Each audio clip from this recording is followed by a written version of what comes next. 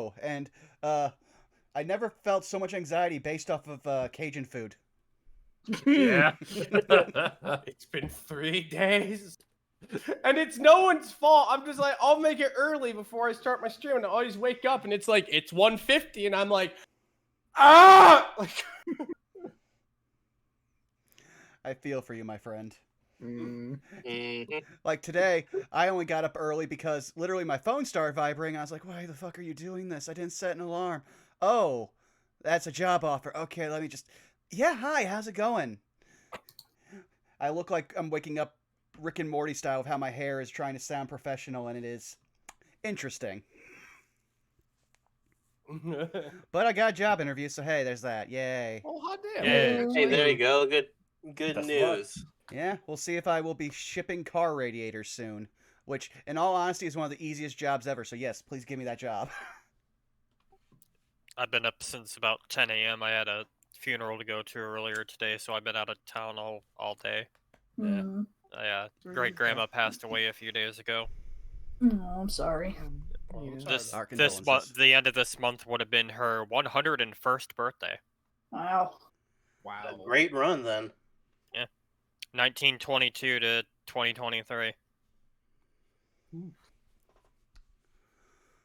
Yeah. Her dress. Also, Yeah. also in other news, Bruce Campbell needs to stop trying to make me drink. What did he do Oh. this time? What? Nothing, I'm just rewatching through Burn Notice, and that man goes through alcohol like I would. Oh. I'm just like, He really does. yeah, no, if you try to keep up with him like through 4 episodes, you will be where you need to be, and any more past that, and your liver's gonna hate you. Mm-hmm. I just reminded of the fact that, oh yeah, he has his own song too. It's like,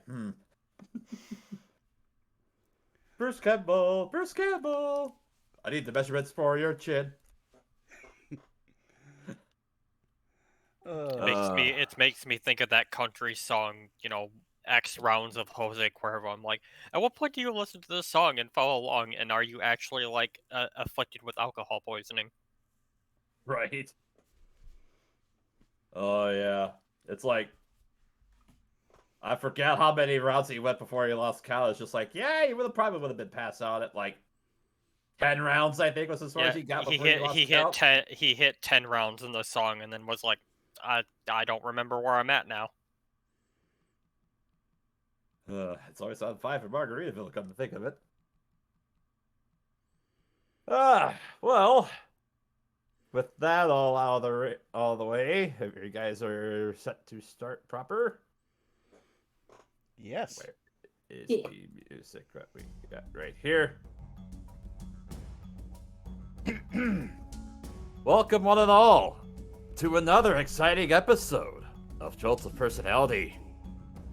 When last we left our expeditionaries, Tyrant Bane, the Minotaur Paladin, Enoch, the Human Warlock, Dan, the Half-Elf Witch, Rue, the Human Druid Monk, Zeno, the Half-Elf Sorcerer, and Elise, the Wood Elf Ranger Fighter.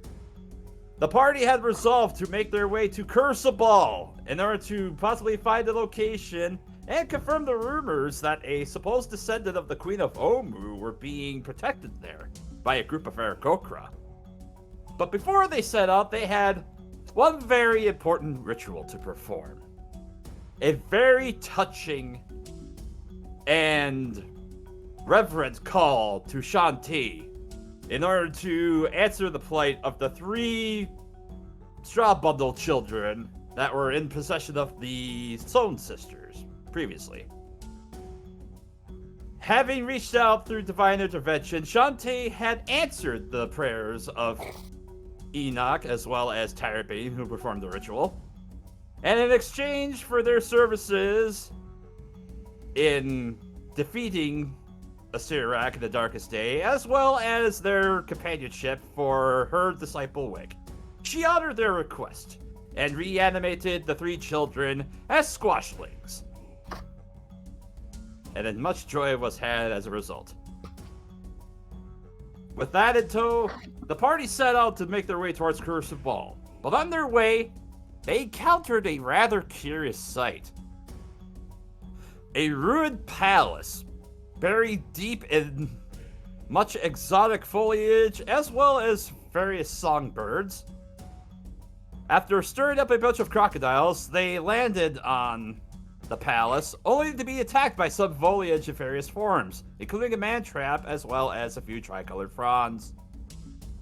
Seeing a dome towards the edge of the complex, they noticed that a group of Eblis were seemingly keeping an eye on our heroes. One of them flew inside, and after a few weird moments, they were ushered inside, only to reveal at least one denizen of these ruins, which happened to be called Nangalore. A woman dressed in black feather shroud, who was apparently Queen Zalkori, the exiled queen of Omu before Napaka even was in charge. But as the party tiptoes their way around this social encounter, one has to wonder, how has the supposed predecessor of Napaka, before Omu had fallen, still alive to this day? And what other questions may our party have had answered in their delicate proceedings? Let's find out in tonight's episode of Chult Personality.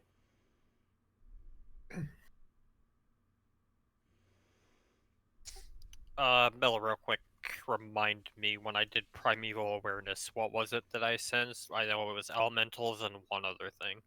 Undead. Undead, okay. Being defended by one. What the hell is that? Sorry. No worries. So,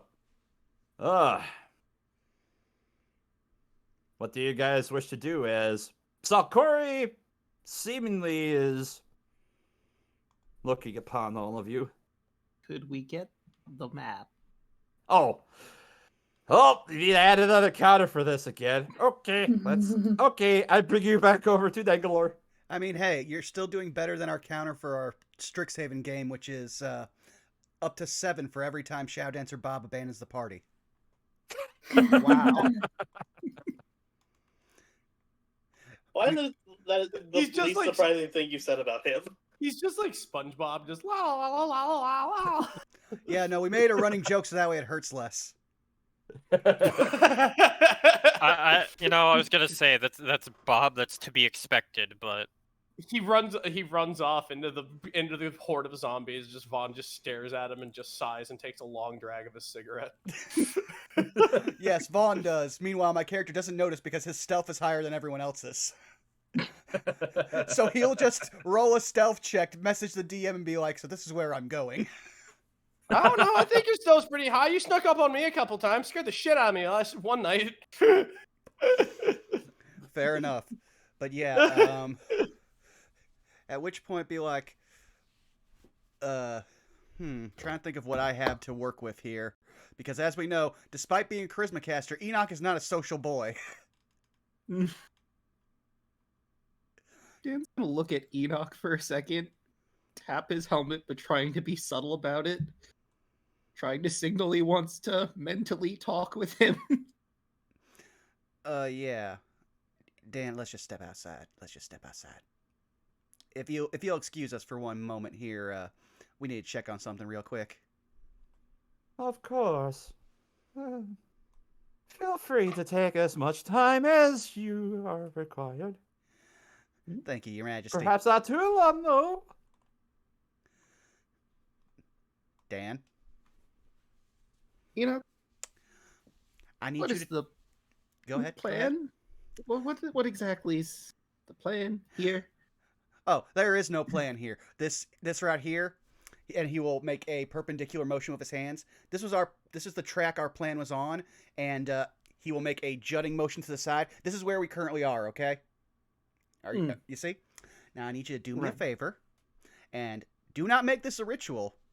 I want you to message Orvex and ask him exactly this question.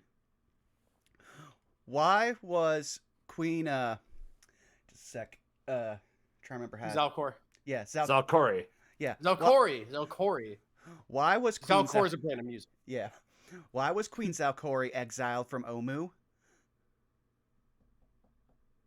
And then tell him he has 25 words to respond. Period. You have 25 words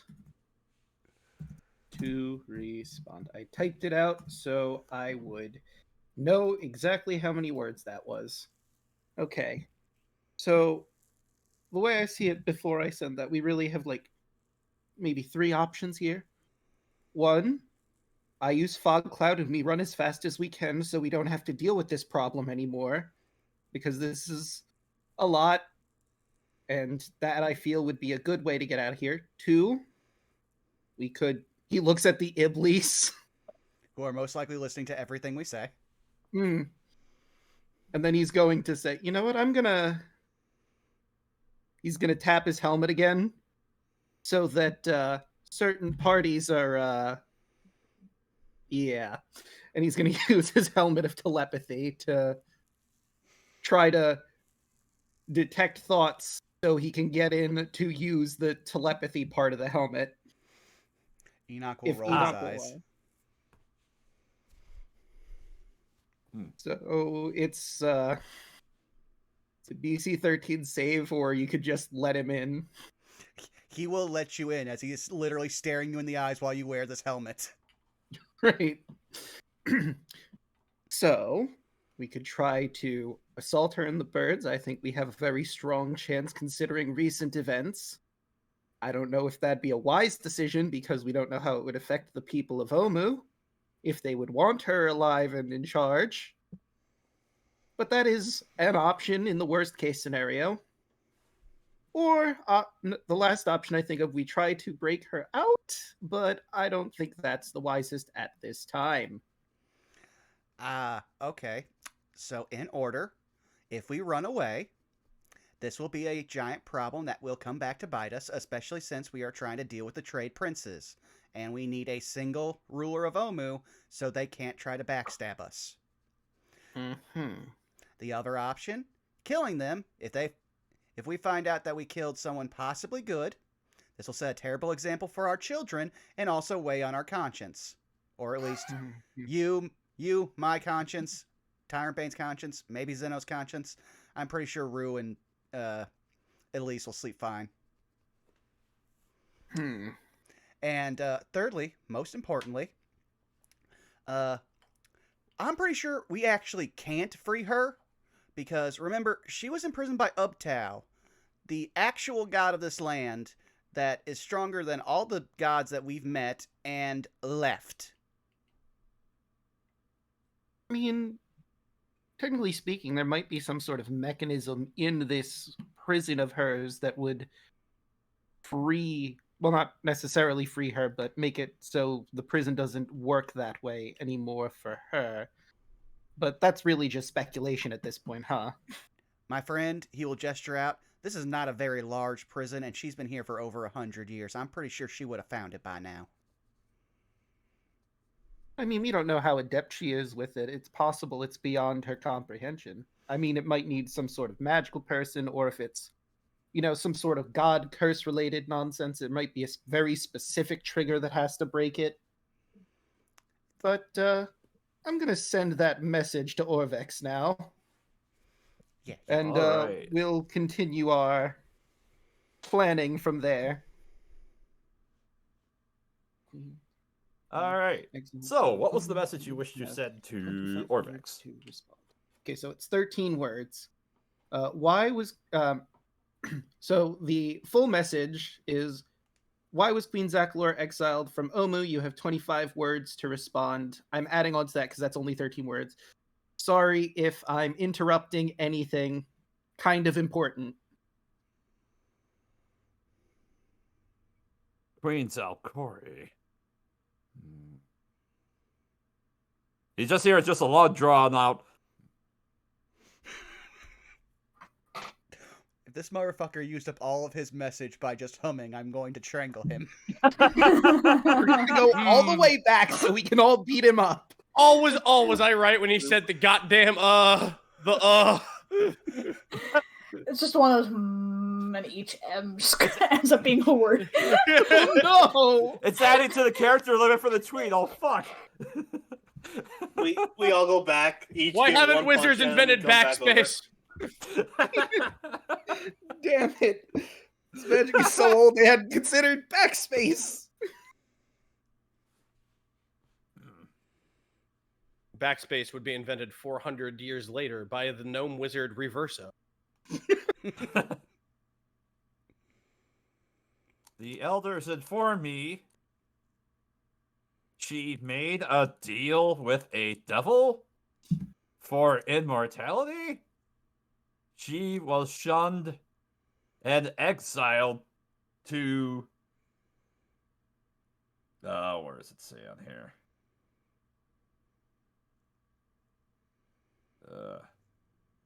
Kananji. Nangalore. And then it cuts out after that. So Dan is going to relay that to Enoch using the Helm of Telepathy so the Iblis can't hear in. Well, everyone is going to hear the very loud sound of, just a second here. Oh, damn it. I should have took the lid off that. There we go. Of Enoch's hand hitting his forehead. Oh, we didn't hear that on our... Oh, No. damn it. Dang. Aw, darn. One of these days, I'll just get a fucking pot and pan in here and just smack it in next to my mic. Thing. But yes, no, you all hear a resounding clang that you would all recognize because you've been around Enoch for more than a day. So, while this conversation's going all over here, what are the rest of you doing? Can we hear that? Can I say something about that? Sure. Like, Zeno would look at the other three. I swear to God, I didn't do it this time. Elise is just squinting at the birds. Not like menacingly, but just... Rue's just kind of politely perusing the room.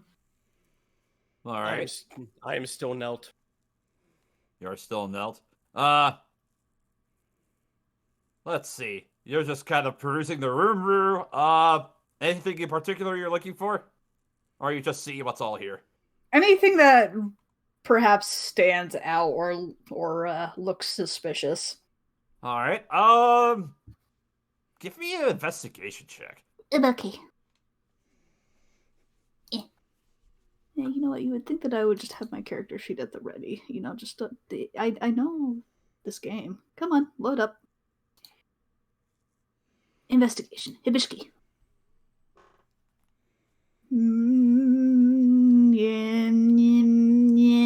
Inspiration. Why not? Okay. That was worse! Fine. Oh, no, an 8. Well, you kind of make your way around that southeastern corner of this dome, and you see there's a few very rotted-looking desks. There's a few barrels, kind of, very rotted and smashed. There's some very decrepit and faded mosaics that are just tiled on the wall. Again, it's basically, they would have been beautiful in their heyday, but time was not kind to any of these things that you see in here. Mm. As far as you, Tyrant Bane, Zalcore she does kind of walk forward to in front of you, and she says, "Oh, please, arise, Sir Tyrant Bane? That was your name, yes? Yeah. Yes, that's what I heard too, my love. As she extends your hand forward. I will stand, and when I stand, I will flare my nostrils very gently, but unbeknownst to anyone. Sniff. Oh, Uh-oh. hey, I was waiting for you to do this. You get the sense that she reeks of evil.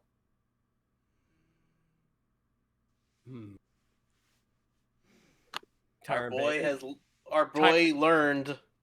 Tyrant Bane, as an aside. Tyrant Bane and his aside will go, well, what would Rue and the others do? Please excuse me for just a moment. We're all just gonna be Please excuse outside. me for just a moment. Your Reverence. Group huddle. Hold on, I gotta think about my words. I'm collecting my words. Picking the Rolodex. Please excuse me It's just at a this second. point you. Your It's Reverence at this- is very striking. It's about this point you hear the whamp that comes from Enoch hitting the sound of Enoch's hand hitting his face. I will walk and I will look at Rue, and I will uncharacteristically do almost in a wick motion of a waving my hand, like come here, like, and just whap my leg. There's almost a moment where you almost see her give you like a "you dare give me like the dog pat on the knee" kind of motion, and then she'll she'll come over. Elise, upon hearing the ping of the metal, would probably also head down and would turn over to Enoch and just say, considering what usually happens when we hear that noise, I'm guessing we have problems. Enoch It's hard to say. Enoch gets stressed out at the easiest of things. Enoch made a ping. Also, what is that there on your shoulder? And I will lean forward. Just imagine a cow snout, and then and then he will go. We need to go. Can I have Yuki run a distraction, just being adorable in front of Zelcore to distract her as much as humanly possible, or doggedly possible in this instance? You know what? Have her roll a performance check for me. Okay. She's a Shiba Inu. That's not gonna be that hard. She's Roll on the not back. trained in performance, but she does have a pretty decent charisma. I will use my own inspiration to re-roll that. Run interference, Yuki! Damn it. But she's so adorable. An 11's good for a dog. We all leave the room. Yuki just immediately just sits down and just starts wagging her tail incessantly and has that big old like dog grin with the tongue sticking out. Mm. Such a lovely creature. Don't you agree? Yes, I do believe so, yes. Oh, such a precious creature. I wish I had one such as you. Actually, you know what? I'm mildly curious. I am disobeying for a moment. Pause. I noticed Dan has. I noticed Dan has the hat on, right? Oh, I always have the helmet on, but Oh, cool. You're gonna see an uncharacteristic shove of Tyrant Bane on your shoulder and then pointing at his forehead. Dan will take the hint and cast Detect Thoughts to connect telepathically with you. I'm assuming you allow it so that we can chat. Oh yeah, absolutely. So, Alright. so there's the absolute stench of evil permeating almost every area of this place, and it's strongest at Zelcore. Yep, so I shot a message to Orvex, and he explained that Zelcore was exiled here because she made a deal with the devil. So that probably explains that stank. For everyone else, Enoch is going to employ the best subterfuge he can, considering that birds, while they can speak, they're not known for their reading. So he will bring out his dancing lights and have them, like sparklers, just write out, "She is evil." Little did you know that these birds are very smart and can back to read. No, you fool! The one behind you's already pulled out his bird to English dictionary. When Squawk, Iblis squawk, has squawk, glasses that he Squawk, just squawk. casually pulls down the second you look at him. Wow, this is turning into an episode of Chowder.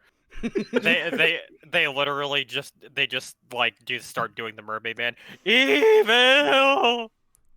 The specifically the Ibli that's in the tree behind you.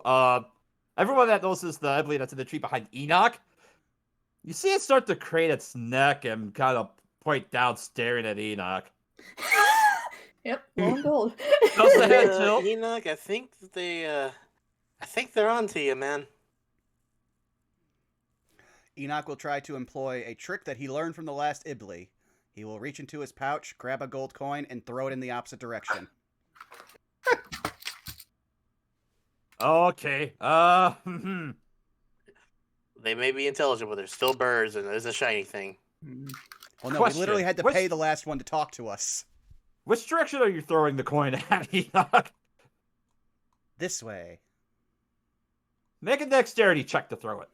Oh, jeez. Why do you hate me?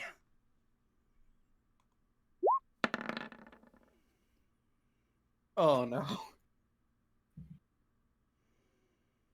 Alright, well.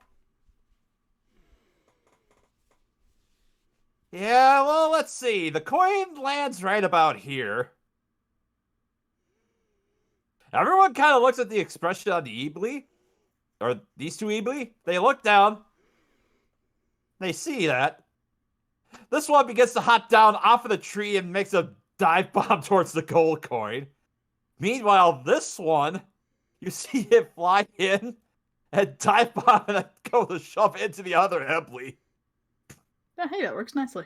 They're fighting. Mine. Mine? Mine, Pretty much, yeah. mine. Mine? And they begin to squabble over the coin. Am I Okay. still And- Breno linked with Dan? Yes. Ah, fantastic. What's our play here? Eventually, this Ibli is managed to be successful with the coin and takes flight over here, and this other Ibli goes to chase after it. Well, I have. Well, now I suppose two options considering the immortality thing. We could just slowly try and back out of here, and I could cast Fog Cloud to cover us and just pretend we never saw this place. We could attempt to. Goodness. Can't really. Immortal means that cannot destroy it. Well, she can't die of old age. That's for certain. But I don't know if that applies to actual, aggressive nature, if that'll still hold up. Because, I mean, Asirak is technically immortal as well, but we did destroy his body.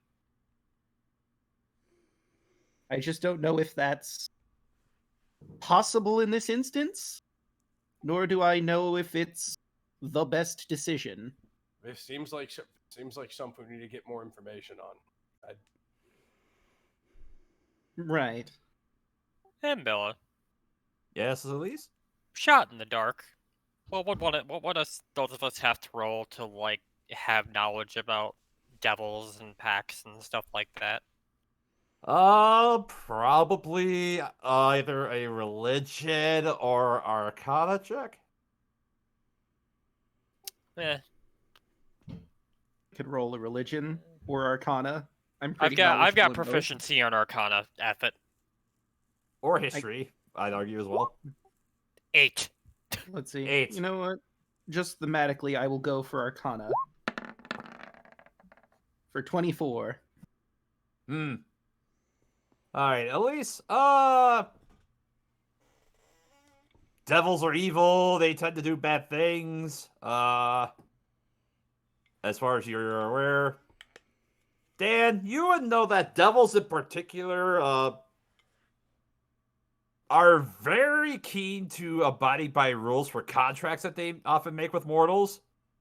Although they tend to twist the contracts in ways that favor them the most, they usually tend to abide by them.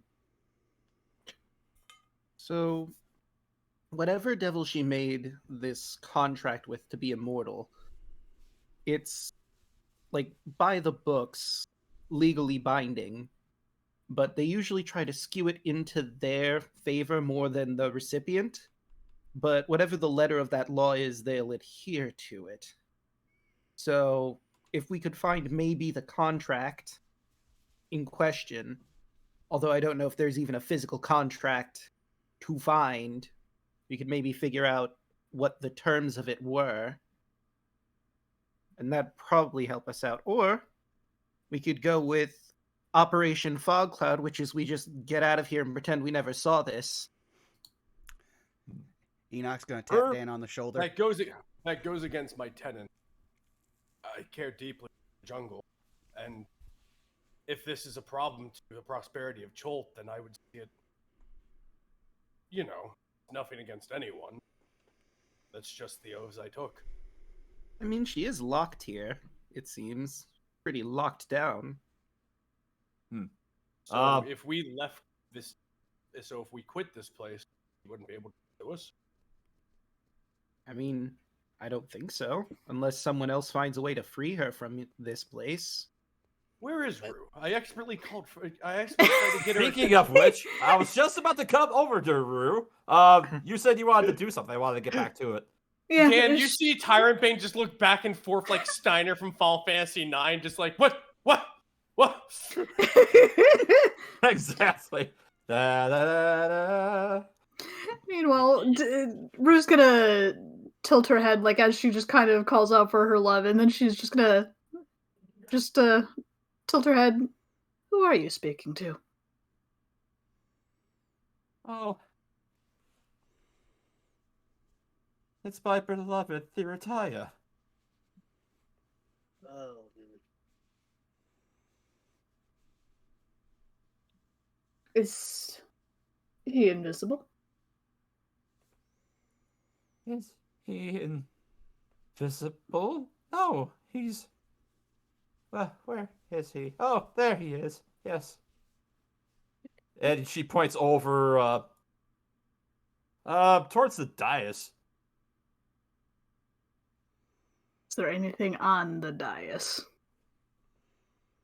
Aside from the divan on top of the dais, you don't see anything else aside from a black flower in a pot.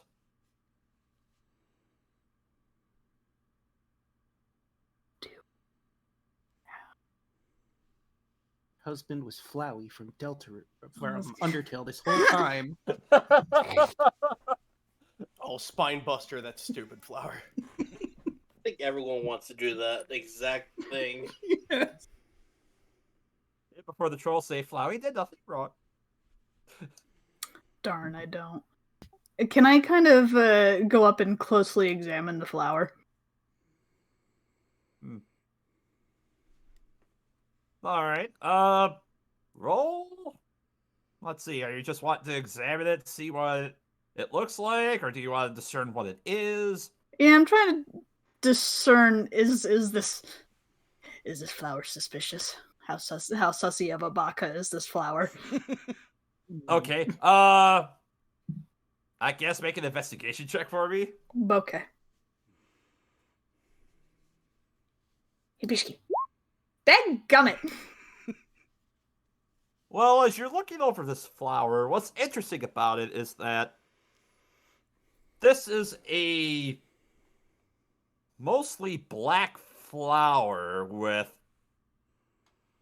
white and violet stripes on the petals of it, arranged in an octagonal pattern. It basically has 8 petals. And these very gingerly leaves that just sprout around in various different patterns towards the stem of this flower. Does it seem natural to me? Is this a natural flower? Is this a flower that Rue would know? Make a nature check. Okay. There we go, that's better. I would hope that the druid would know her flowers. A soft 20? Upon further recollection of this, as you're looking at the various petals that are making around here, that's the best way that you recall that you can identify this. This is what's called a black Black Orchid. Okay. Guess why it was. Do I dare? Do I want to cause trouble on purpose? Does Caitlin want to cause problems? I was about to say, this sounds like you're fighting against type. Caitlin, I wish I was Steiner because you were 2 actions away from Tyrant Bane just running and screaming Prince. Meanwhile, outside Turbine, where did Rue go? At least I'm sure she's fine. Oh. I'm gonna while you're just kind of looking at it over real quick. Oh, fuck. I don't know if you've ever seen a spoot cow. I have. Okay. Alright. As you go to cast Dispel Magic, you don't sense any magical effects coming from inside of here to dispel. Okay. As you're kind of looking around, this one seems to be enthralled by my orchid, my beloved. It is quite lovely. I don't see it very often. Yes, I'm rather fond of that, as one of the various things I tend to grow in the gardens here. If you are interested in it, perhaps I could be able to be persuaded to trade for it. She'll tilt her head in interest, such as. Well, if you have any valuable objects or gems, probably something with 500 gold pieces, perhaps, I would be able to part with it.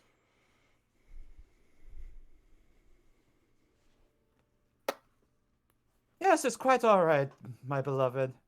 It should be fine, assuming they can trade for it.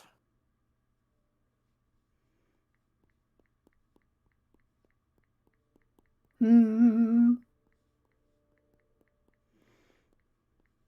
I have? Oh, I do. She'll pull out a peridot. Peridot? However the heck you pronounce it. Peridot. Yeah. I It's don't- a green or it's a green Dorito.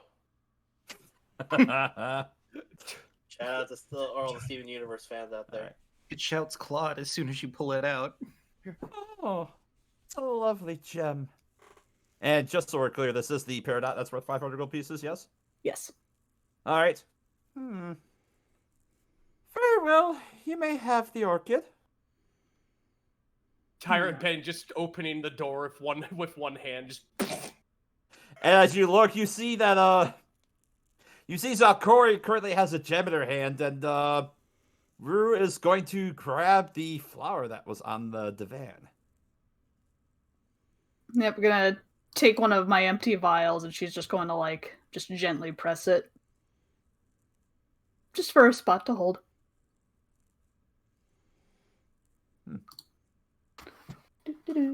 You have never seen a more spooky cow. Then outside. Guys, why do I have the feeling we're about to have a lot of trouble really soon? It's fine. Because you don't actually have a learning disability like I've thought this entire time. Okay, Wow. rude. But also weirdly, thank you?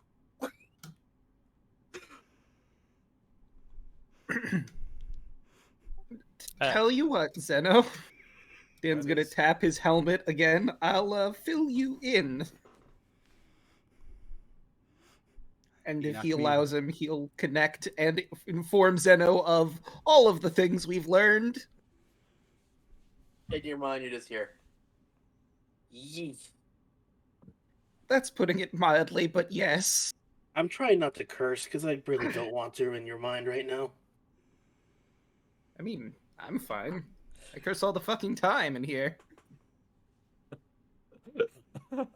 Well then, fuck it. I'm kind of terrified because I didn't want to be here in the first place. No, your instincts were right. At least one person will acknowledge that. Can't help but notice the, do I notice the birds moving in? Yeah, after a while, the Emblies that had darted off with the gold coin.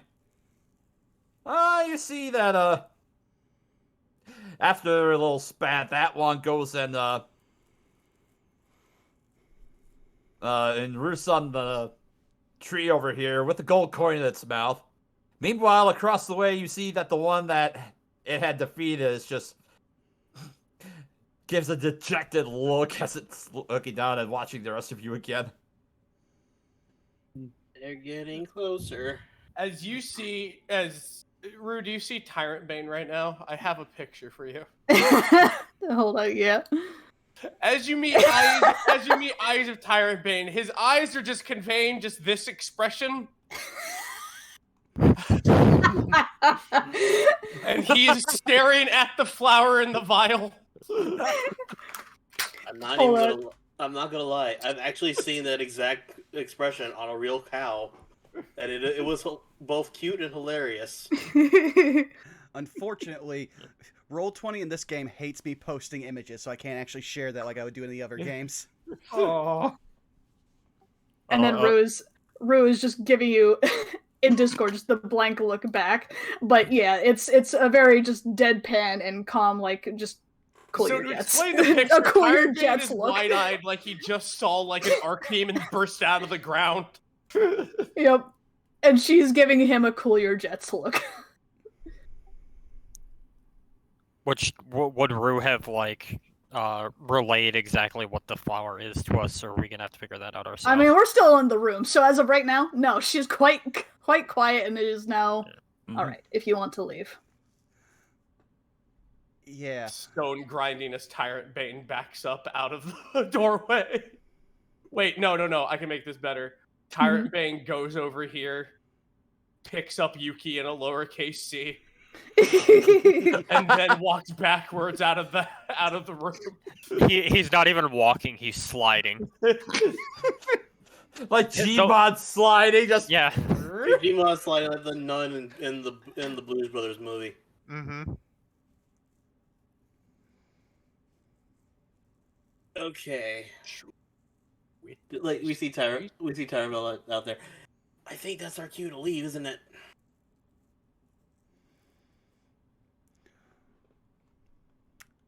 I suppose so. For now. This is going to be one giant, like, pain in our ass moving forward. Frantic nodding. at this point, Kawasha and Chago are just looking at you, just kind of like the two, like, what the fuck? As they're just kind of raising their hands. I'm like, did we miss something? Yes, you did. We will fill you in later. We'll We tell should- you in the hut. For now, we should quit this place. But now let's just get the hell out of here. Does Rue have the orchid just out in the open right now, or did she put it away at this point? It's you can see her kind of holding something beneath her cloak. Yeah. Did you get something in there?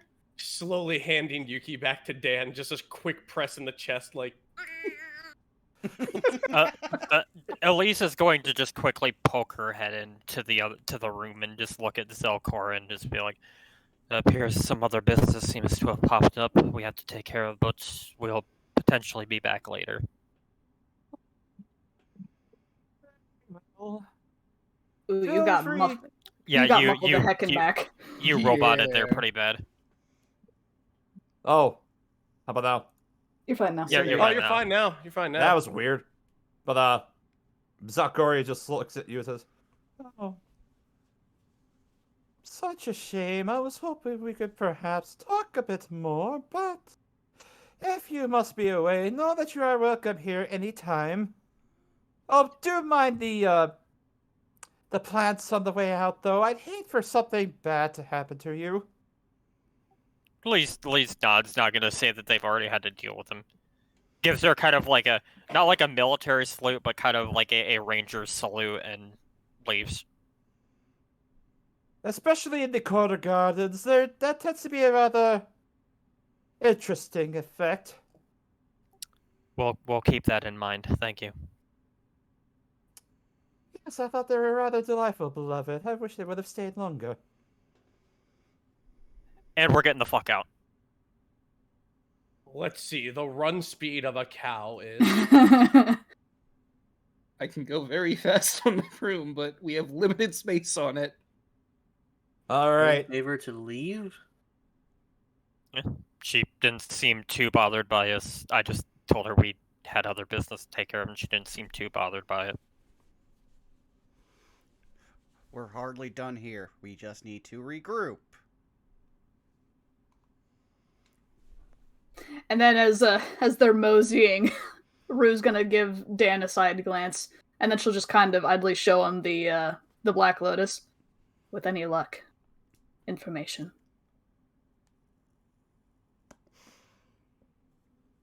I have a theory about that, but I think it'd be best, looking at all the Iblis, to investigate inside Henrietta.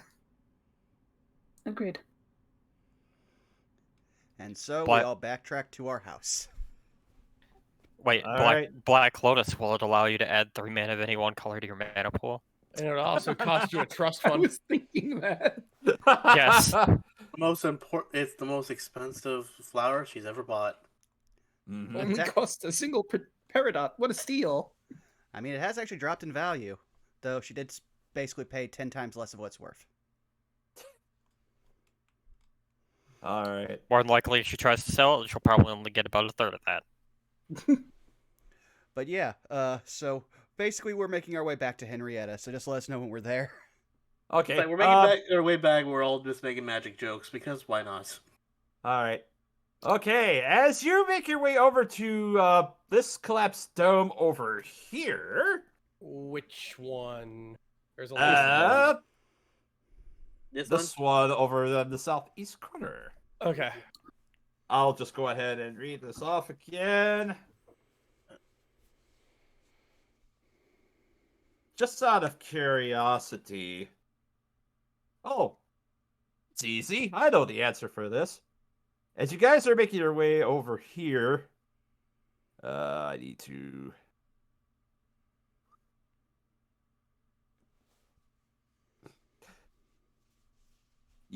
as you guys are making your way over here, Orvex and Kawasha, who I forgot to grab their tokens, they're right behind you. Orvex, wait, Kawasha and Shago. That's what I meant to say. Kawasha and Shago. God. Orvex teleported all the way here to be around just for this Thank you, we moment. need you here. I needed to tell you something important. Black. Oh no! Let me tell you something. You're about to make a grave mistake. What you need to do is The winning lottery numbers are oh god. As you make your way over here, oddly enough, emerging from the dome. Holy shit, it's a Chewinga.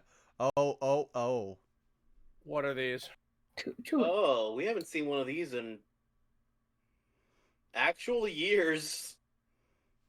The two of them that are kind of off to the sides, they kind of act shy and they go the other way, but they see you.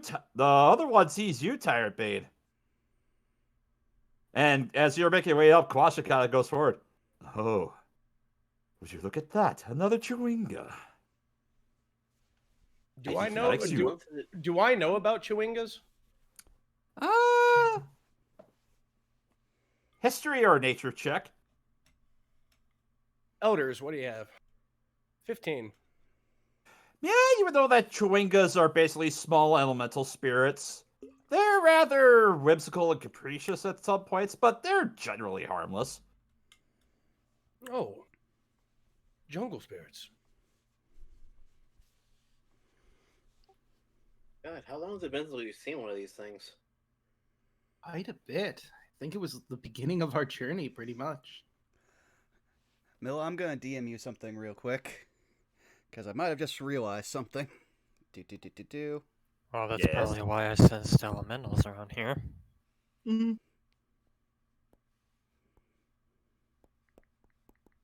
It would track. Been so long since we've seen the chihuahuas. Chihuahuas. Yeah. That was Wick used to call them chihuahuas.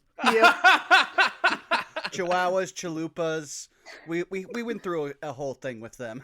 Chawingies. I The think. wingies. Wick was always called a chewinga.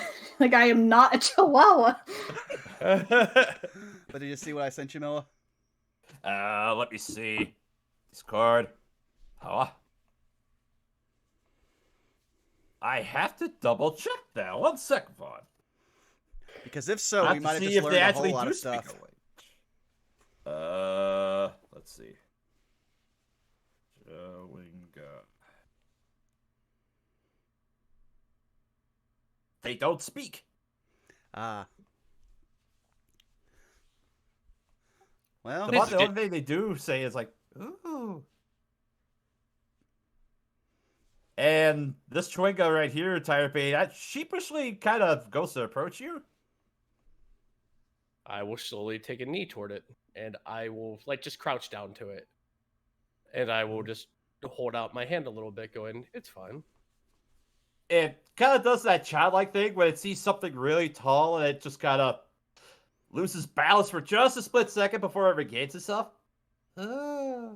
It sheepishly looks down, and it takes a hand, and it goes to touch the center of your palm. And as you do, you feel a small ripple of light emanating up from its hand on top of your hand. And you feel a little light glow upon you for a split second. And then it disappears into the dome. well, looks like you got yourself one of their blessings, Tyrant Bane. Yeah, consider yourself lucky. That doesn't happen that often. Yeah. Ooh. Congratulations, Tyrant Bane. You now have a Charm of Restoration. Ooh, what does that do? Well, you have a total of 6 charges. You can expend 2 of these charges to cast Lesser Restoration, and 4 charges to cast Greater Restoration without the need of any components. Ooh. Yeah, the Chewinga blessings are incredibly powerful. They're basically we got a like bunch of lesser raptors. versions of Wish. Elise is gonna like take a side glance at Kawasha, just kind of like try to get a read on how he's like feeling and reacting to like seeing these guys again. Give me an insight check. There we go. I forgot about that. Oh my god.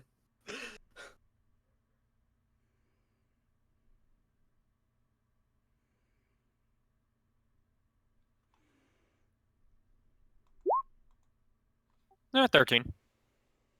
He's grinning from ear to ear. It's been quite some time. You're honestly a sight for sore eyes. That's how long I've been underneath. I'm so happy to see them. Well, This is reassuring, counting the last I had.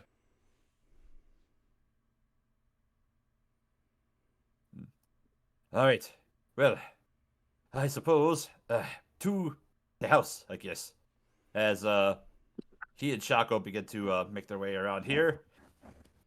And for the sake of brevity, you managed to climb down off this patio and worm your way around and managed to find yourselves back inside Henrietta. We can say for the sake of it that me and oh, that's right, she's over there. I was gonna say that me and Dan chauffeured everybody over with Fly and the broom. Yeah. Mm-hmm. Or, you know, it occurs to me I could just whistle for Henrietta to get closer, too. I can call her from wherever, so I could just say, hey, get closer. Before Ledge. I was gonna say before Elise walks on to Henrietta, she's gonna give one last passing glance back to the birds and where I already forgot her name is. All right. Well, You see the Corey. Eblies are moving about to some of the other trees. They're keeping their distance at this point. They are keeping their eyes on you. Actually, one of them lands on top of the ruined dome over here.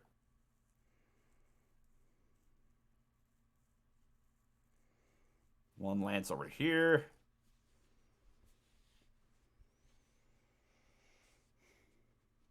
And one lands on this tree over here. But yeah, aside from that, they're just keeping their eyes on you. Just another like squint before she's slurped into the house. You know what? If Dan notices that they are watching us, he's going to try and throw some gold into the water and have them fight for it to distract them while we talk. All right. Let's say 10 gold. That should keep them busy for a good while. Okay. If they get close enough, the crocodiles are going to have some fun with them, and that'll be a whole thing. Just going to lean out one of the windows and... So you basically throw it towards the center canal? I Or was the center thinking street? like in here maybe, but the center canal might be a better option because that'll get them all to one side and closer to the crocodiles potentially. So yeah, you know what? Let's do the center canal and see them fight over it All as right. it slowly rushes down. Yeah, you do hear them pipe up as they begin to fly and squabble and make their way over towards the canal. That'll keep them busy for a little while. So, for those who don't know, she is very much evil, sold her soul to a devil, and is quasi-immortal, which are all very bad things for us trying to refix the power struggle of Omu. Tyrant Bane just does that cow sneeze. Yes, bless you, if that's what that was. No, I was doing that for acting. Ah, okay. Acting. Hector. Was so well acted that you convinced her. Ah, fantastic. Looks to Tyrant Bane. Stupid question, but I'm going to assume that your people would not be very take kindly to someone like that leading you. I have not felt that kind. I couldn't speak for everybody, but I haven't smelled evil that foul since. Could I save a Tomb of Annihilation? You could. Roll credits. Okay. Good night, everybody. I haven't smelled anything that foul since a Syrax tomb. Which makes sense because remember, the ancient Omuans were not exactly pinnacles of moral standard with their death traps and murder pits and whatnot. Sadly, no.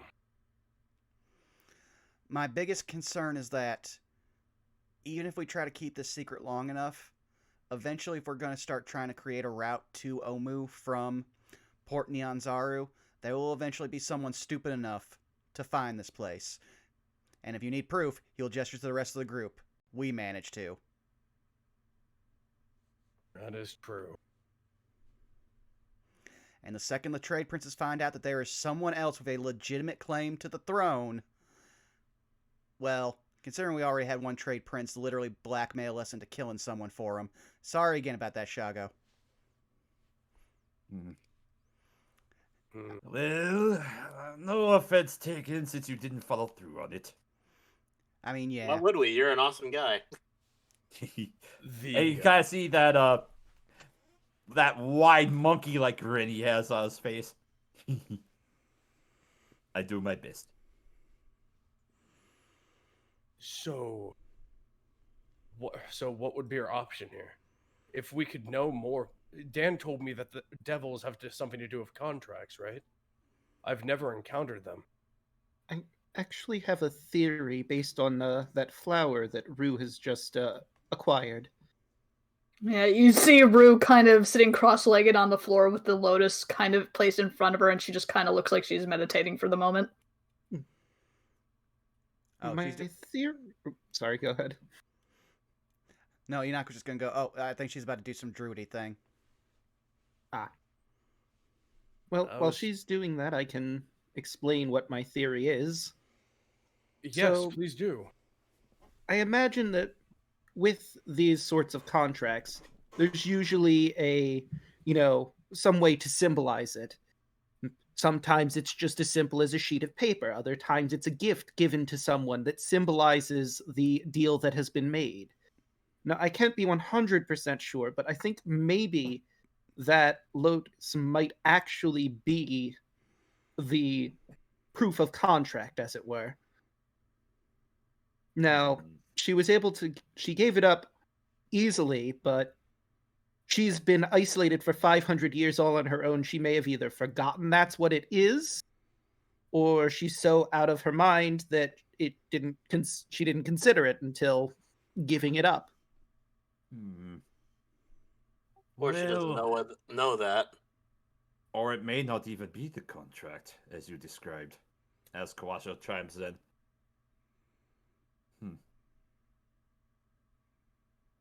Would we have seen anything that looked similar to that, like on the ground while we were making our way through here?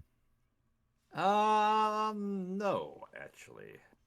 You have not seen anything else on the ground since your time when you've been traveling. At least for where you have been so far. Liz is gonna just look to Dan. Offhand chance, based on what you know, would you assume that that particular plant would have any uses for alchemical purposes? Should I roll nature for that, Milla? Sure. Well, that's a natural one. Damn. Not that you would know of. You mind if I try? Think of at the moment. Sure. Okay. Apparently I know. Soft 20 both sides. As you're kind of looking over the black orchid, you would imagine that there might be a use for it. As far as for some ritual, as far as for what they could use it for, you're not sure. Just kind of squints at it. Nothing I've ever seen before, so. What's your take on it, Rue? My take is that I need a bit of time. In other words, I need a rest to change my spells. Okay, Dan, you mind taking us over to the other side of the lake? Can do. Henrietta, onwards!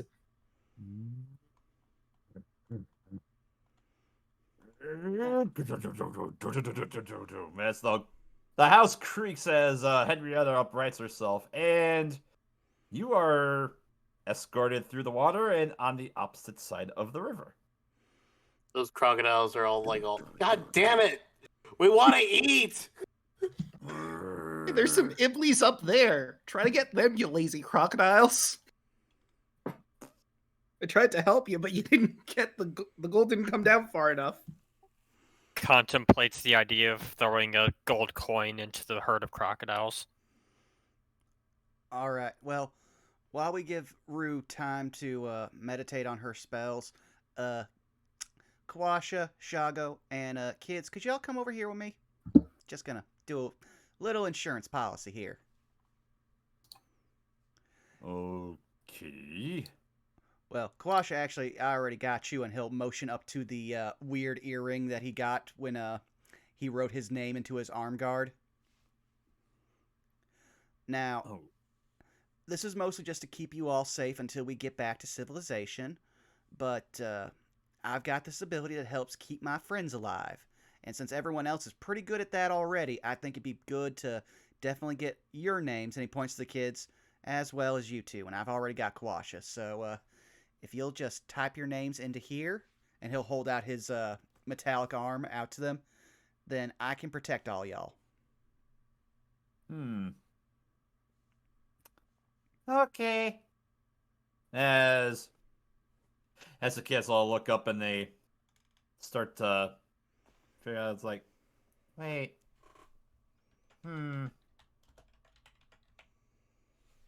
They all think about it for a second, but they Zeno would actually chime in. You three can't write, can you? I don't think so, but... Well, Yeah. don't worry. Some very kind people taught me how to read and write back in the day, and I'll teach you how. The first thing you always want to do is learn how to spell your own name. So Enoch will start walking them through the basic alphabet on his thing. So he'll be like, Okay. so yeah, so that way he can get Joho, Clayton, and Straw Bundle's names in there. Alright. And he'll Yeah. Enoch, surprisingly, for you especially, Zeno's gonna help you. Like, he's gonna take Jobo and teach him how while you take the other two. Alright. Alright, make a quick intelligence check, you two, to see how well you can teach them how to write their names.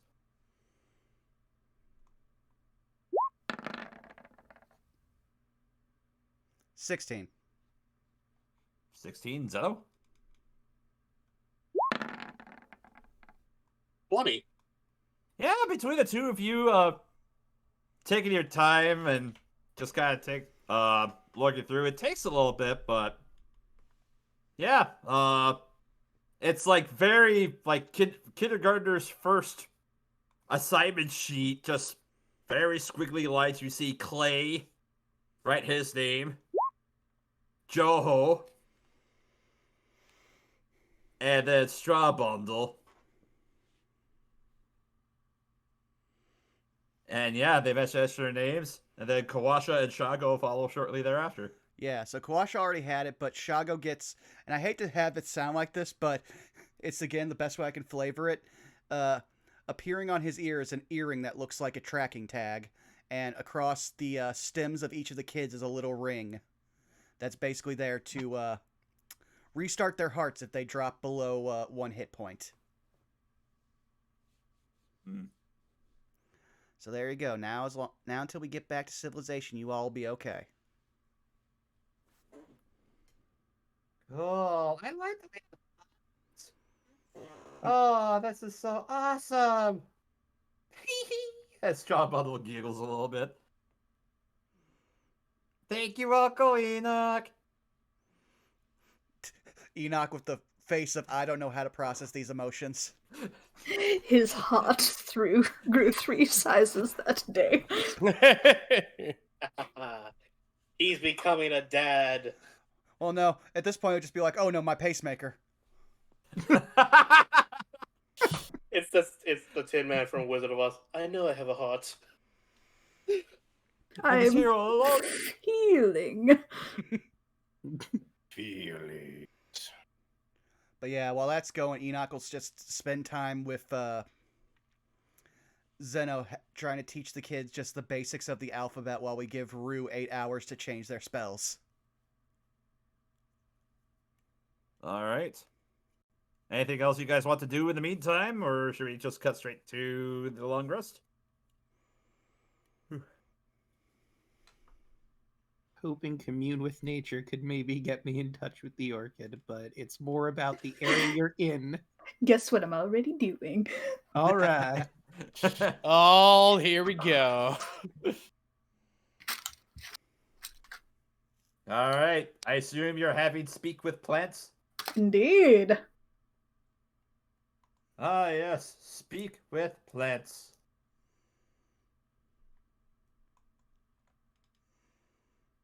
I got 10 minutes with this bad boy.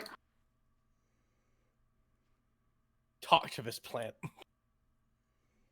All right, whenever it's all good and ready to go, you're just going to kind of see Rue unfurl herself from her meditative pose, look down at the orchid, and go, "Can you understand me?" Yes, I can. Good. Tell me, that place that you were in, can you tell me about it? More specifically, about the woman that was in there. Oh. The woman that... Well, they colored like me? Yeah. They have the things that hang from their head, and... It's not that often that she has that on, but she doesn't look that much like you, though, underneath that.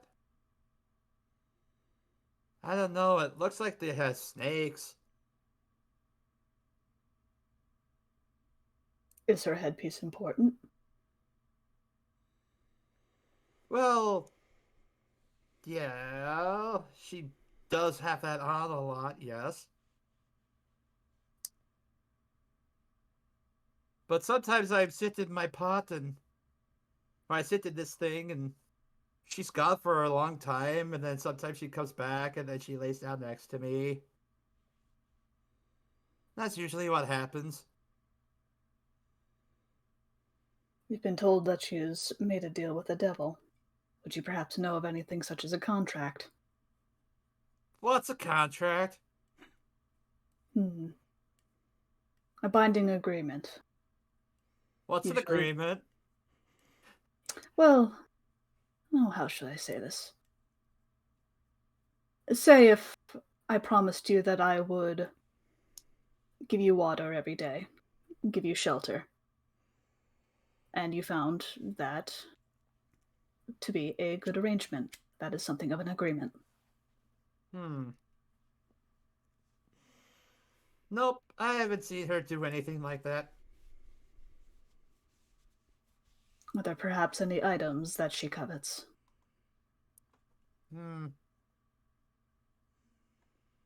Well, she does pick me up every once in a while when we walk around, and we go outside the place, and then there's that real big place that's in the middle. It seems like we go in there a lot. There's this really big thing in there that kind of looks like that guy there, and the one with the stick. The one with the stick. Which one? That's There's a me, couple. The boat game. Well, I mean, I think Kawasha has a stick too. And I mean, I've got a broomstick and Yeah. half of the python. There's a few people who have sticks. Which one? The dark one. Okay. Let's ask Kawasha then.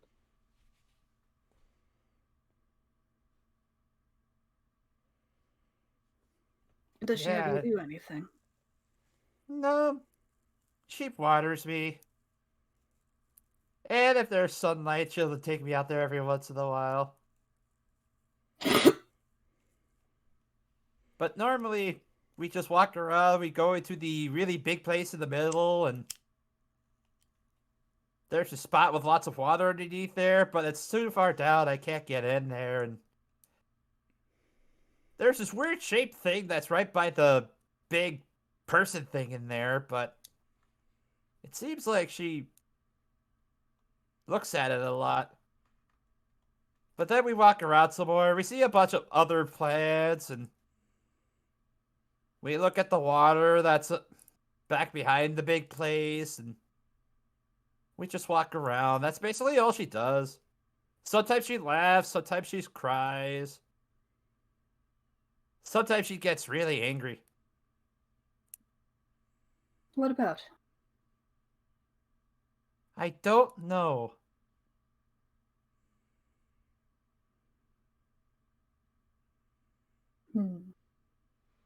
Tell me, she often speaks of a lover, or to a lover. Do you know anything about that? I've heard her talk about that, yeah. Do they ever appear? No, I don't see anyone else like her. But every often she does this thing. She goes to the flowers and she makes this thing and she takes the thing and then she says, "Oh, there is my beloved."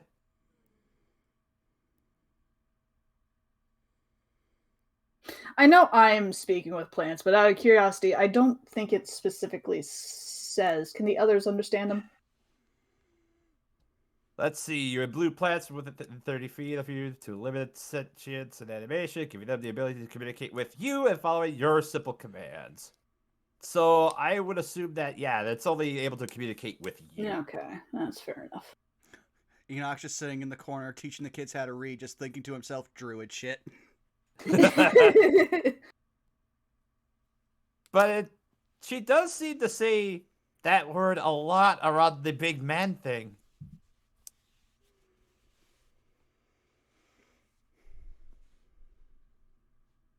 Kawasha, you sly dog.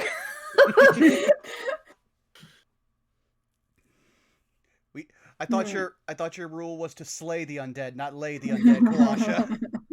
I think you may have gotten some wires crossed. Dragon Slayer, not Dragon Layer. What is wrong with you? Well, this is why you don't. The give way the players try to communicate this, oh my god. Yeah. This is the reason you don't give the dragon slaying job to the bard.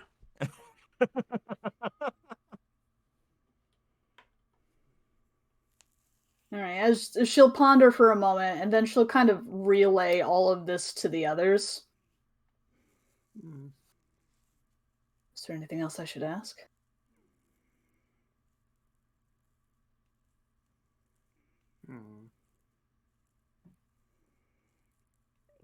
What does the lever thingy do that it described? The thing by the big man. What does the lever do? No, it's a big stick and it's got a rock tied onto it. And it has it in its hand. It's like the stick that the one man next to you has, but it has its stone tied onto it. And then it has another big thing in the other arm that's round, and it has a point on it.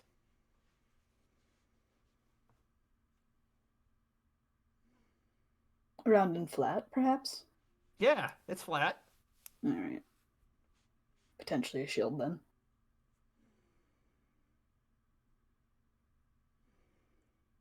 Sounds like a statue of a soldier.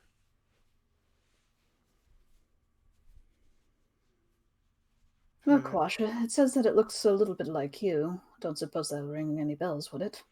Any ancestors No, I've that never you wish been you in know this about? place before. No. Perhaps it's a statue of her late husband? That's what I'm thinking. We did see a lot of Omuan-like likenesses back in the tomb that were basically just old soldiers. They probably had a lot of iconography for it.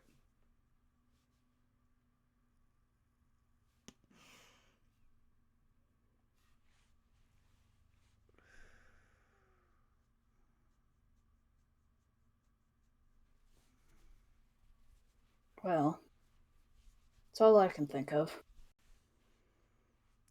So I guess we gotta figure out what we want to do. Do we want to try to cross back over there and get into that central area and try to figure out what's going on? But I'm a little worried with what you said about her not looking like us under that veil that she keeps on at all times. Well, judging from what Tyrant Bane has said, this is very clear that probably not human. At the very least, if it's been dealing with the demon, it's long since given up humanity.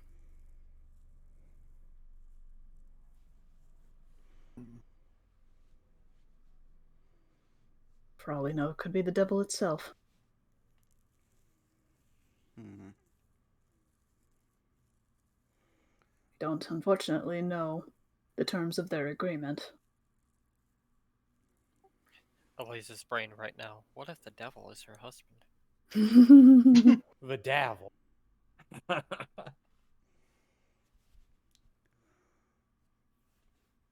Well, Right.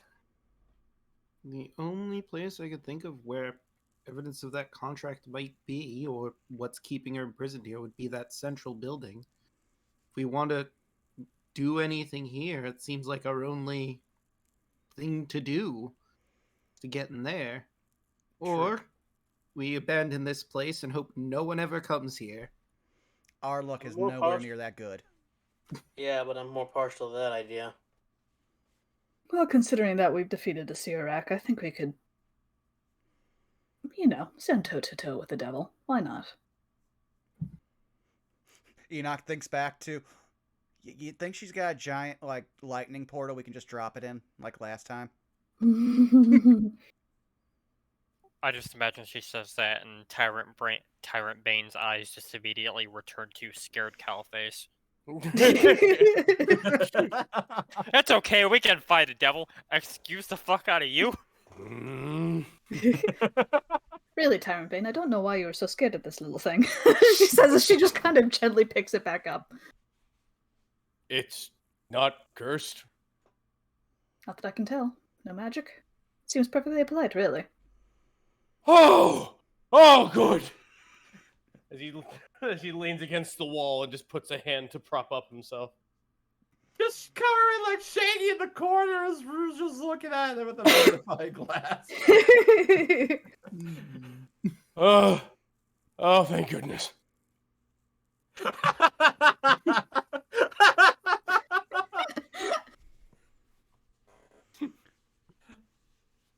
Oh my god.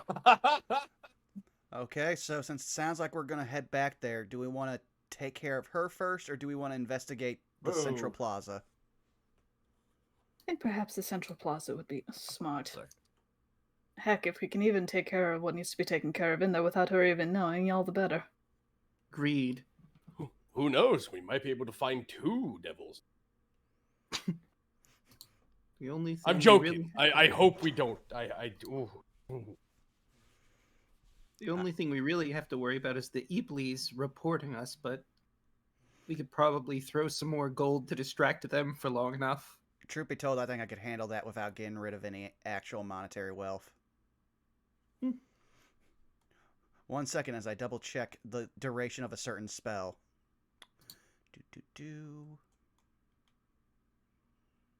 Oh, it's only for 1 minute. No, sorry. That actually waste a whole lot more of our money. I mean, I suppose theoretically I could cast Major Illusion somewhere and illusory coins would appear for up to 10 minutes, but I'd have to concentrate on that and they'd eventually grow eyes to it. I mean, they're going to notice us coming because he gestures to the giant inside the house. We are not exactly inconspicuous. I don't know what you're talking about, Dan says as he leans against the door frame standing on the dog's tongue of the house. I don't know what you mean. Now let me get back on my doghouse. The second you said that, I just imagined Dan Snoopy sleeping on the roof. Yeah. Good grief, Enoch says, looking up at him. Don't you turn me into the Charlie Brown of this group. I mean, you are partially Kind bald. of, though. You're partially know, I just bald, don't like but I not mean, kinda are. If he's the Charlie Brown, then who's the Sally? Considering how much they torture each other, I think that would actually be Zeno. Who's taking the football away at the last second? Rue. Again, Zeno. Or Rue. True. I can see that too. Dad would be Linus. Does that mean I'm Snoopy? I'm down for this. You know what? You Sure, be you're Snoopy. Snoopy. Yeah, we have a Yuki's dog the- right here. We have a literal dog right there. Ah, cool. All right. I'm Woodstock. Let's go. All right, so it sounds like we're heading back across the river. All right. Derailed. For the record, I'm Alright. putting the Black Lotus in a nice little container and putting it out in the sunlight by the window. Okay, you have another windowsill. All right, so now that you guys have a course of action, this is actually a good place to take our little break. Hey. Damn. Good. Hey, Chad, I hope you're enjoying our revelations of our Peanuts character sonas.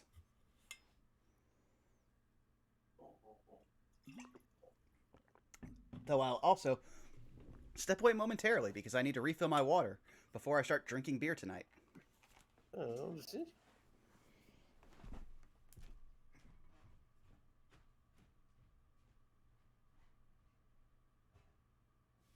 Hello, chat. I am here. Although actually pull you up. gosh, I'm gonna go drink. I have a gap underneath the door of my bedroom, and our cat has taken to wanting attention by sticking her paws under my door and scratching at the molding and the carpet. And I'm back. Welcome back. Oh.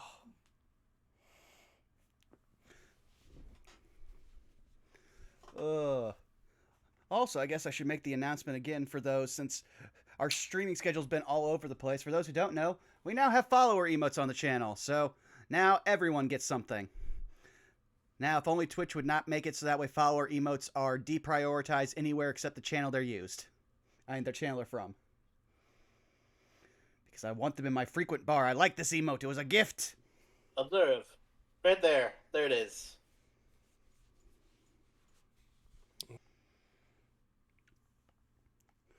Ugh. But yeah, let me see what I have. Yeah, because part of me was like, when we were dealing with the Iblies, I was just like, I have a bunch of gems that we could not get actually cashed for that have just been sitting in escrow.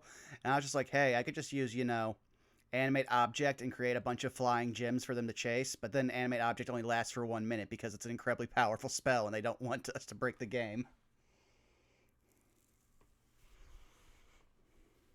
But then again, it would also be hilarious for their greed to be their death, because those things would tear them to pieces. Because if there's one thing I've learned in D&D, unless they are Arakakra or Kenku, birds in D&D, incredibly fragile. Don't ask me how I know this. I'm back. Ugh. I have also returned. Welcome back. Good to be back. So judging from the chat, it looks like someone did a pun?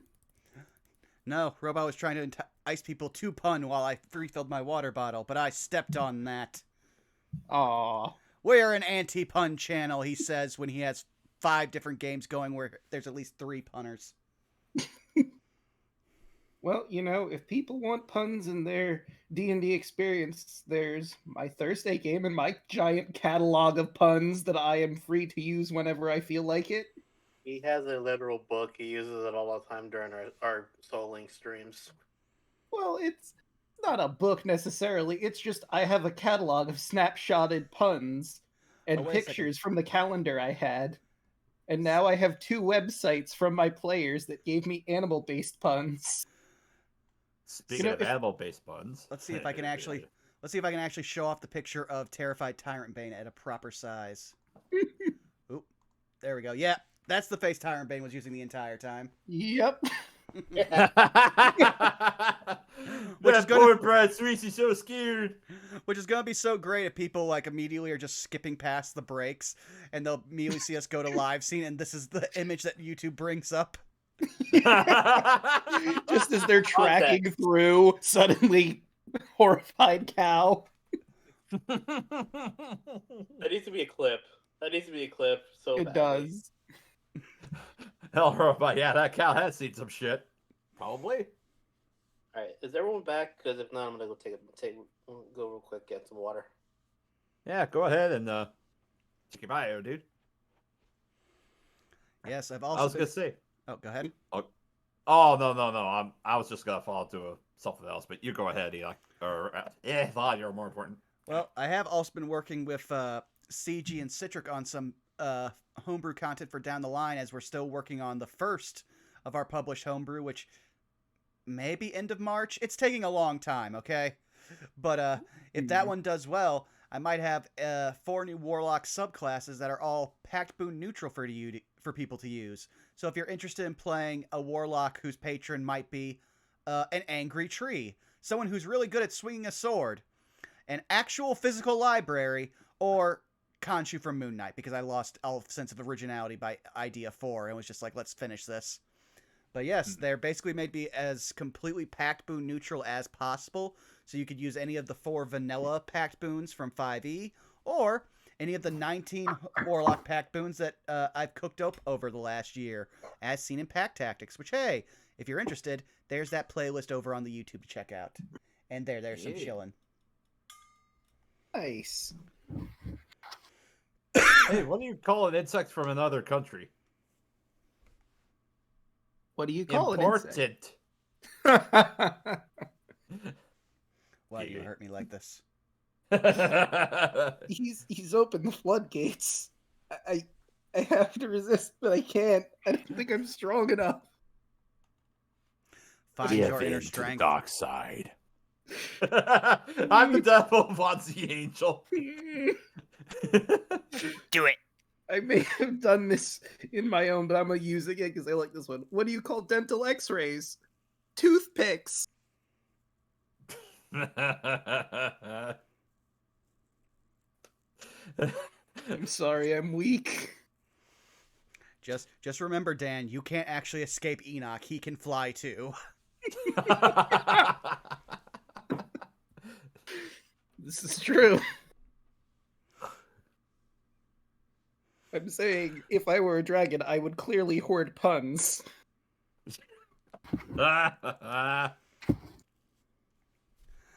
Okay, so sounds like everybody's back. Yeah, just double check. Caitlin, DeLuna. E. All right, so we're still waiting on DeLuna. Yeah. I believe so. But yeah, meanwhile, I'm just sitting here like, oh yeah, we're gonna eat a crap ton of snow in the next few days. I'm like, well, I got tomorrow off, but I'll be in the brunt of it on Thursday. Yeah, I'm working tomorrow, but it's a 3 to 9 shift, so I'm basically off for the beginning of the day.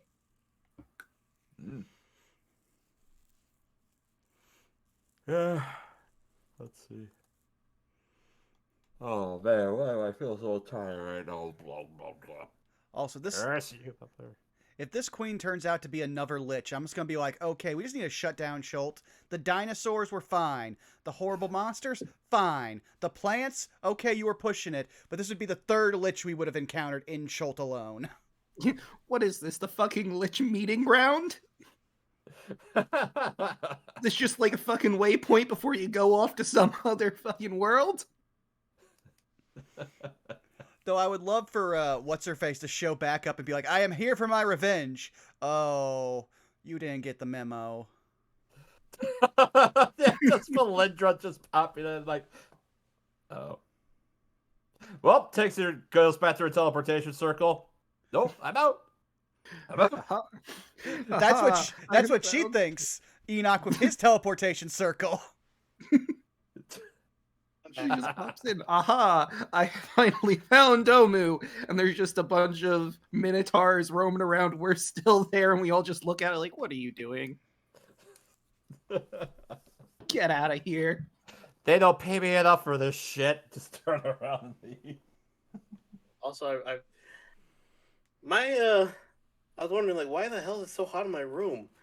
The AC was set at 79. What? Wow. Okay, but it does sound like we're all back now. All right. I never left. Aha. All right, so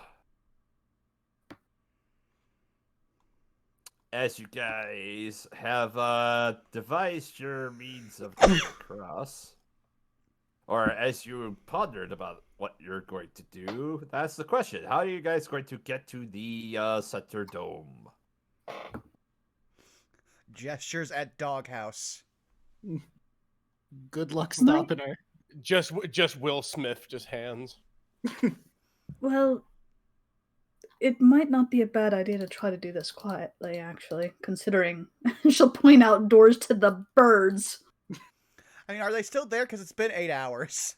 Yeah, they probably gathered my 10 gold by now. Yeah, they've set up just a small village. And you've introduced currency to them. They're currently just like crafting. Let's just go ahead and actually I'm You actually give- really proud of Bird 5. He started to go ahead and like start a workers union for the other birds. You give me seed, you give me gold, I give you seed. Meanwhile, Bird 6 is trying to organize the crocodiles into being a union busters. And then there's Bird 4, who's just hoarding everything they can before any of the other birds realize he's gotten all of the gold. It's never great that I list anything about anything relative to our society, and we just list the best, like the worst things possible. That's not a good sign, right? That's not a. No. Let me check No, my it's notes not. here. It is. Let me hold on. It's bad. Yes. I'd say that's Very accurate, bad. yeah. The scale of 1 to bad, it's pretty fucking bad. The aristocrats. All right, so All right, Rue, how do you propose we get over there stealthy like? So just stare at him blankly for a moment. two blinks. Blip, blip. I mean, Enoch's used to just being blankly stared at by Rue at this point. This is Rue. We found her as a statue in a temple. Her personality only She'll- marginally improved since. She'll open her mouth.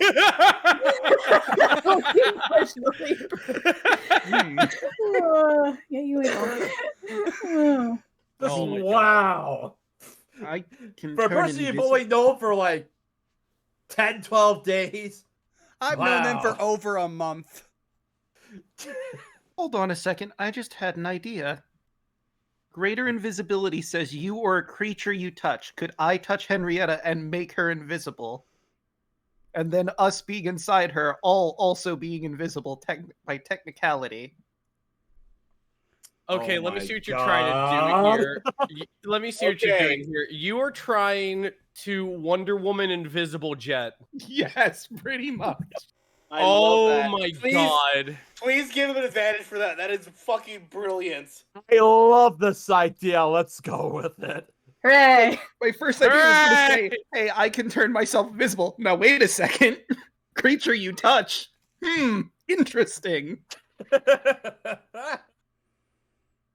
Yeah, just like to imagine like Rue just kind of slowly starts to open her mouth uncertainly, and then Dan suggests it, and then she just motions to him.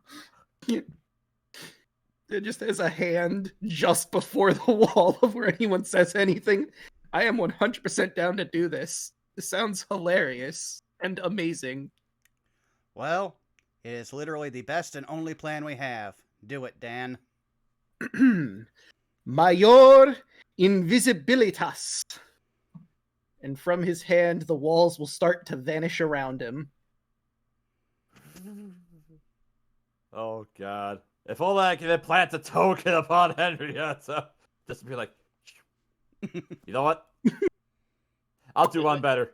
I was gonna say, make a giant Yuki token and then just make it the visibility or thing on her. Oh my I mean, God! it's been a while, but I posted a token in the Discord group for Henrietta.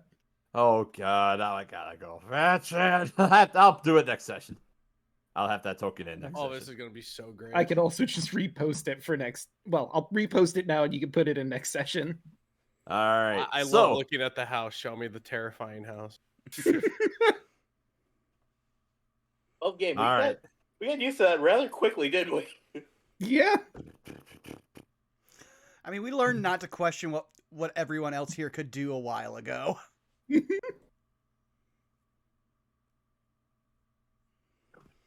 But yeah, so I guess we'll just head across the river, and now we don't have to worry about the crocodiles either. Yeah.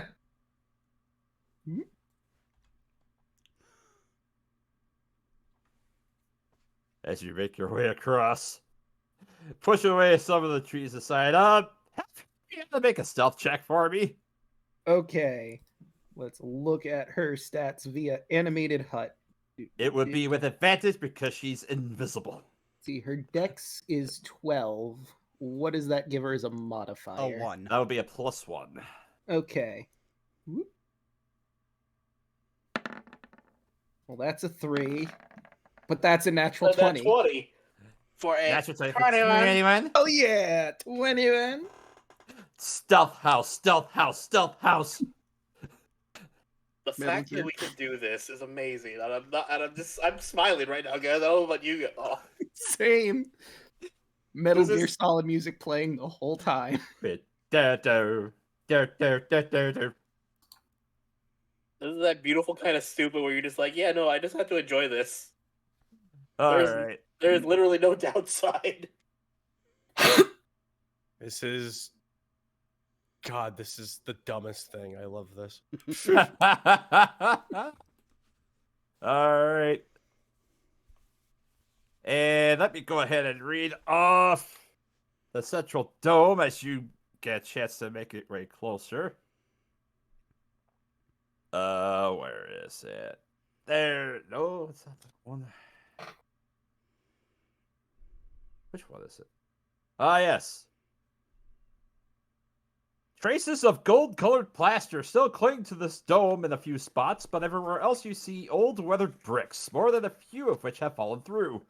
The larger-than-life elephant carvings and the graceful towering spire are still magnificent sights, even if their glory is dimmed by time and decay. And you have a set of iron doors that is currently right in front of where Henrietta has stopped and promptly plopped herself. I get the feeling she's definitely not fitting in there. 10-foot door, 20-foot by 20-foot house. Yeah, Nah, no, I she don't ain't think getting in so. there, Chief. Now, what gave you that idea? It's just an impression I had. The vibes, you know. I just got some vibes, and they're like, maybe not. I think it's time for us to go out the invisible door and hop on in. All right. Now, before Enoch leaves, he is going to turn to Talad, who we've all ignored is actually still here. All right. Now, Talad, in case you hadn't fully grasped it, we are currently about to try to deal with a evil queen that has made a deal with a devil. Your job here, you know, since we are taking you back to civilization and safety, is to make sure the kids are protected. If something happens to them, I will end you. Same. Noted. I All suppose that's one thing that I have. That's one responsibility I can do, as opposed to, you know, dealing with all of that nonsense. As he just kind of motions off to where you guys are all currently at. Also, I realized. Enoch just pats him on both his shoulders. Good talk. What is our teenage babysitter? He is older than the entire party. No. But I'm just imagining Talad like in an old 80s teenage getup, babysitting all the kids. All Champagne, right. out of mild curiosity, do you still have remove curse? Yes, I do still Yeah, have. okay. Yes, I still know how to do that. I was checking my list. Okay. Then it looks over. I'm compelled to ask why. You just see Rue kind of tapping her finger while looking at the lotus, and then she just kind of motions to it. Do you want to perhaps cast that on this just for safety's sake? I did try to remove magic, but I do realize that actually very well might have not have removed a curse if there happens to be one on it.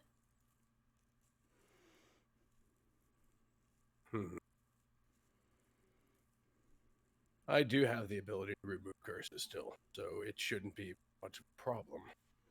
Just don't hug it.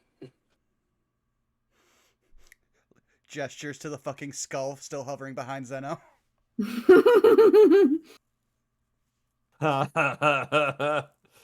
As Yak at this has just been cackling like a madman, still kind of trying Well, to. I completely forgot about Yak being. I was gonna say, I just I like to say- think that we've say all And become disturbingly quiet. Yeah. I was like, did he stay on the ship or the on in the house? Like, it would make sense. No, he can't. He has to hover behind you until you get a wish spell. Either wish or gems. Yeah. So, like, he looks, yeah, he's just cackling like a madman. It's just like, oh man. Instead of looking at him, yeah, look, I'm sorry, but I doubt I'm ever gonna get rid of you. Well, I see no problem with that. I'm just stuck with your stupid mug. You know, I was actually about to say I was getting used to you and kind of starting to like you, but I guess that's gone now. Don't cut on it too hard, kid. But yeah, so what are we going to do here? You know, as soon as we get back to my school, I think my headmaster's gonna fucking love you. Oh, really? Someone else I can talk to, huh? Wouldn't that be nice? Print on him. I think he talk your ear off more than you talk mine off. Ho, ho, ho, ho. You want to have a bet on that, boyo? If it means I'll get rid of you, then yes. Alright, you owe me 10,000 gold then if you can talk my head off. Although I can't talk my head off because I'm already floating. Ha ha ha. Yo. We went to the same place, Caitlin. Me too. Score joke! No, we both just love Brooke. I adore Brooke. I love Brooke so fucking much. He's my favorite. I love him. Okay, but yeah, so now we're probably gonna start trying to head into the dome. Alright. There's a set of iron doors that are in front of you. They're very rusty looking. Guys, want to wait 10 minutes? Sure. We waited this long, why not? All right. Well, Time. right before Enoch does that, he is going to, of course, just a second. Because we spent so much time in that fucking tomb. Are these doors magical? You don't detect any magic from the doors, no. And nothing around them seems to be magical. Let's see. For 30 feet. Let's see. Nope, you don't detect any magic within that site either. All right, well then. Enoch will spend 10 minutes and literally fabricate the doors into just dust. All right. And as you fabricate the doors into dust, a lot of the plaster above the doors collapse, and you just see a 5-foot pile of rubble just right in front of the doors. Hope that didn't make a lot of noise. We should get inside. Let's see.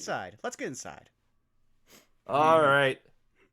Yeah, as you make your way into here, allow me to reveal the rest of this. Roll 20, please. Allow me Sun's to out, reveal swords out. this.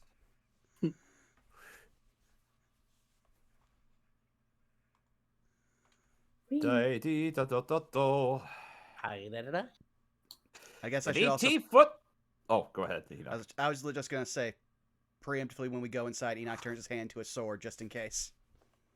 An 18-foot tall stone statue of a Chultan warrior in split armor, wearing a helmet festooned with Tyrannosaurus teeth and bearing a shield of intricately patterned leopard hide, towers over the chamber and looms above a wide octagonal cistern.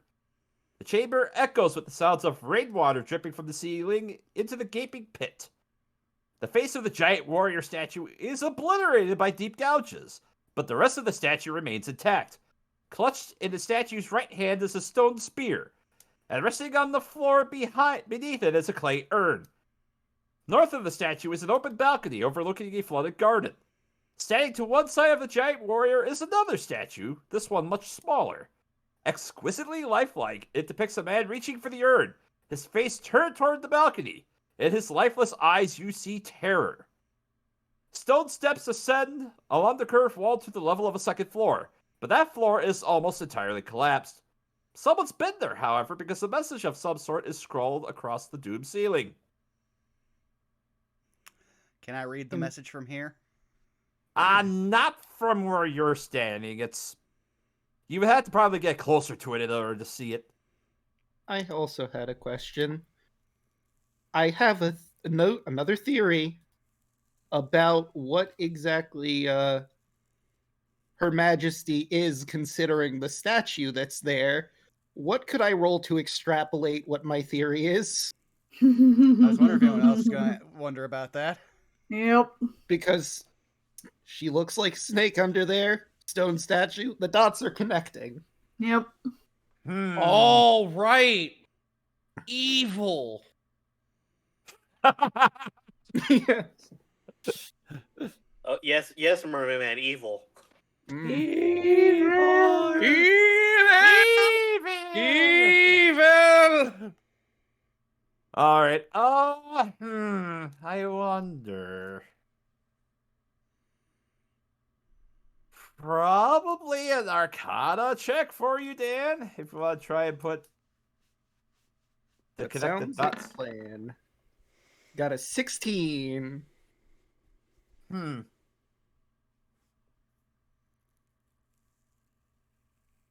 Let's see. Well, as far as for a statue of something like that sort, you're not exactly sure, but you suspect there might have been some sort of magic or effect on it that caused to make the statue?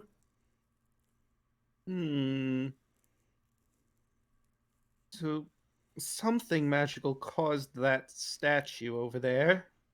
I don't think it was always a statue. Time to act dumb. Hmm, Hooray. Can I have Zeno roll an Arcana to see if he remembers learning about what he thinks this is? rolled a 7 and got 16. Sure. Yeah, go ahead, Zeno.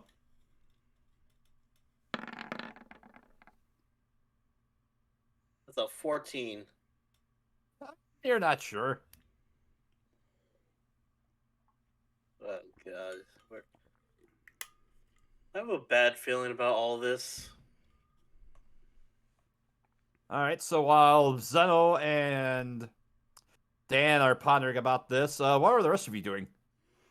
Enoch will probably be going. Oh, go right ahead, Caitlin. Probably doing the same thing. I'm gonna start moseying over towards the message. Yep. All right. Riddles. Do-do-do, do-do-do-do-do-do.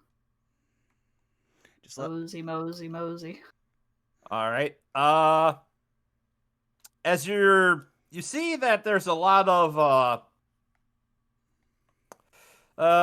pretty jank when it comes to the steps on here. Anybody that wants to climb up there, give me an acrobatics check. Oh, that good. Yes, Huh? I'll climb up there. Yes. Acrobatics. Wait a minute, you said acrobatics.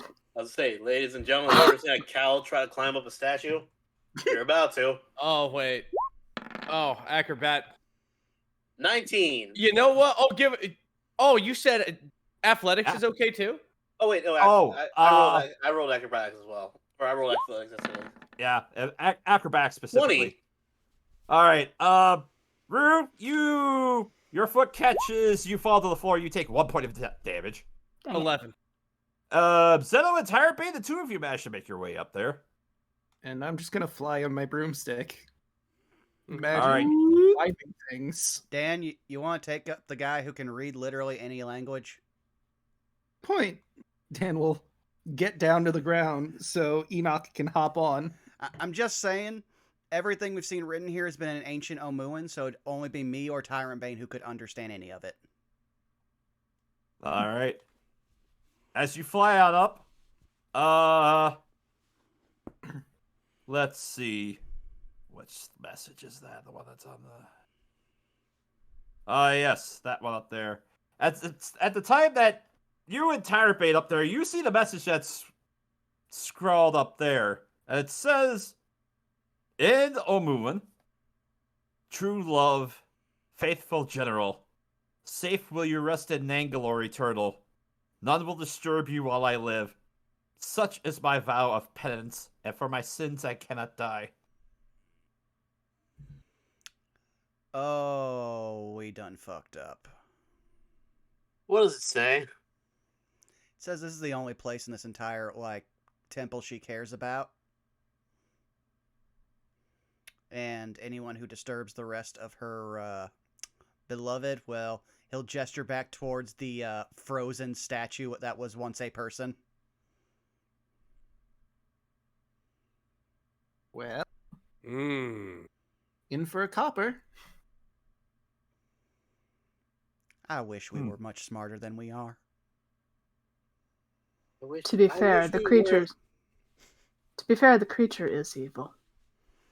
I mean, Yes. yeah. That's true, yes. But at the same time, I want to live to actually see my girlfriend and my friends again. I mean, I'm sure we'll be fine. Took down a Serac at the Soulmonger. We've And this also is been just some incredibly old snake lady. To protect the jungle, if it needs to be done, I will do it. All right, well. Oh, what you found over there, Rue? I'm sure this is the frozen dude, man. Yep, that's the statue that you see there, and not that far off from him, you see there is a urn on the floor, and you see there's something scratched onto the floor next to the statue. Aw, examine that. It's in a language that you can't read. Enoch, I found another one. Another message. Dan, if you would be so kind. All right, as you're flown down and you see the message up next to the statue, it says, "Once a thief, forever a slave." Once a thief, forever a slave. Yeah, no, But don't. if she comes So in don't here, touch fine. anything. Well, I mean, I don't see anything in here worth stealing, but I figure if she finds us in here, she's going to attack on sight. But I figure at this point, we're attacking on sight no matter what happens. Should I go ahead and set up a defensive position? Even better, Tyrant Bane. You just received a blessing, did you not? Yes. I wonder if this would work. Can you cast Greater Restoration on this man? Sure, let me try. Done. And I will hold out my hands and cast Greater Restoration on the fella. All right. As you go to lay your hands upon the statue and you cast your Greater Restoration on him, you see cracks begin to form on the stone of the statue as cracks emanate out and crack, and it turns into flakes of dust as collapsing from this form, you see that it reveals flesh underneath it. As you see a Chultan... Hold on a second. I have to double check. A male Chultan individual, as he... You see his face just... he goes to Krut, is like... Where? What happened? As he just kind of looks at Cecil, the rest of you, he kind of scampers back 5 feet. Who are you? Hold on. I'm bugging him over here now. Hold on. We just helped you out. You've been there for a while. Hey. Presumably. Oh, God. I'm Tyrant Bane of Omu, some blades of pocket. Who are you? I am Goal. Goal.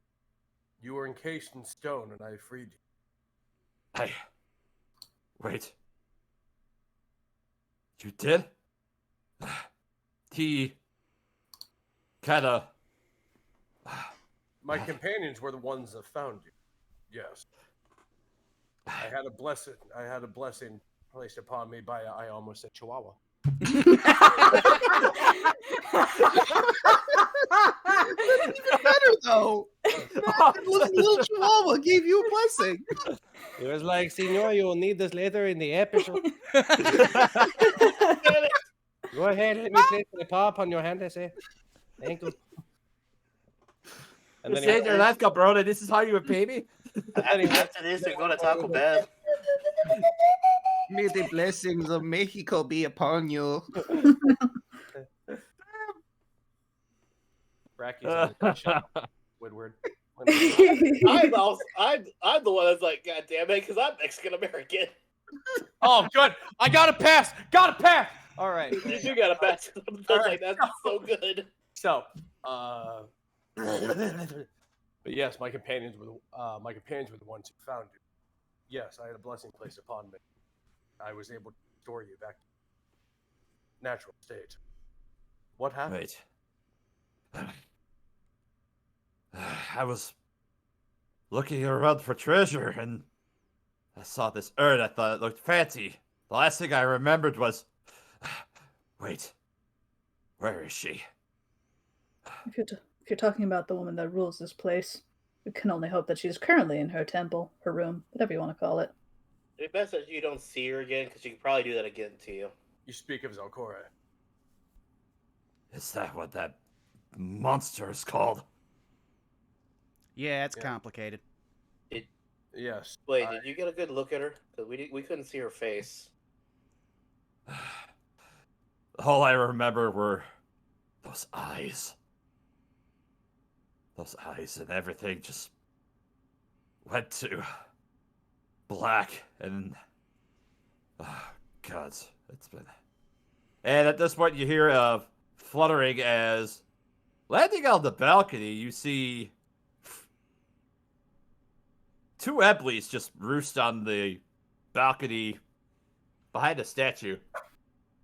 Oh, shit. Facing us or facing towards the water? This is important. Facing you. Ah. And Thought. Swoop. Oh no, Yuki's there.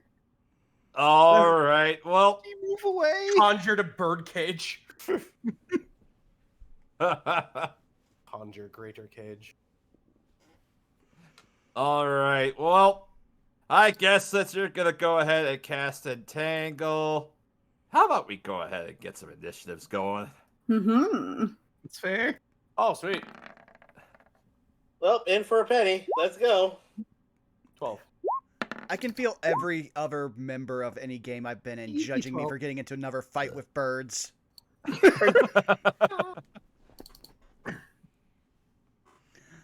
This has become my hill to die on, or at least theirs. Alright. There we go. I gotta roll for the Epleys. They rolled like shite. And then I gotta roll for a goal. We don't want them living, so this is great. Nope.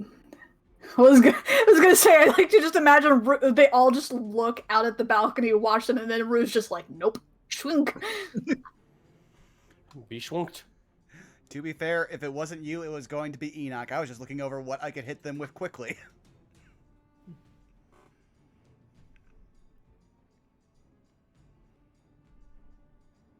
Alright, I enter turn. Let's see. Gotta see what their stats are.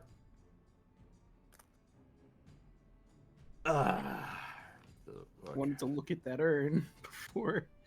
Oh well.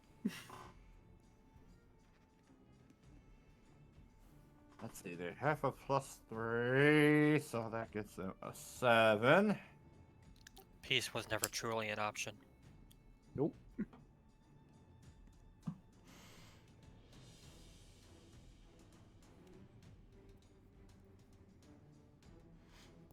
Also, apparently these birds are pirates. Yar, yar, fiddle-dee-dee. My God. Also, since we have 3 people with 18 on initiative, do we want to run with me going first since I have the highest dex, or how do we want to do that? Yeah, that's normally how the tiebreaker works for Dex modifiers. All right, so would me and Enoch have to roll off because we both have a +1? Yeah, if you want to. Otherwise, you could also defer. I would just say you can Alright. go first, Dan. Enoch will save his spells since he already burned one to get us in here. All right, fair enough. All right, so that's right. I also have to I roll mean, for. anyone that sees the map can clearly tell what I'm planning. Oh boy, Kawasha. Oh, Shago rolled pretty decent though. I'll say Oh, this: God. if anyone, or please no one move because I have an idea, and I need a very specific thing to happen. I also have an idea. I was gonna say I guarantee nothing. If any of the birds are still left alive after when it comes up to my turn, you know what I'm gonna do. So, but tried and true smite. By the way, when we rested earlier, was that a short or a long rest? I mean, it was 8 That was hours. a long rest. Okay. Yep. Just asking for spell count reasons. Yeah, I Let's see. figured that it was long considering the 8 hours and just restored all my stuff. Shago rolled an 18. And then Kawasha rolled a 2.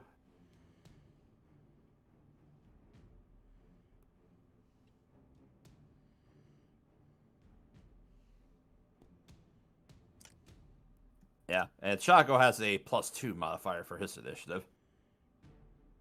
So he will go after Elise. Start by descending. All right.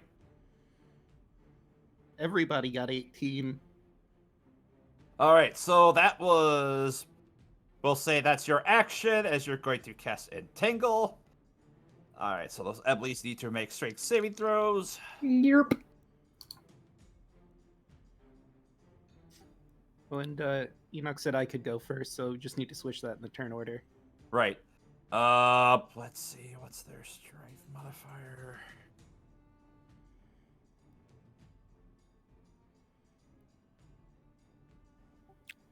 Deluna, Caitlin, and Rabbit will get this, but eventually the campaigns are going to cross beams, and I'm going to, at some point, forget that we're playing D&D and not Power Rangers, and instinctively want to use Follow Me.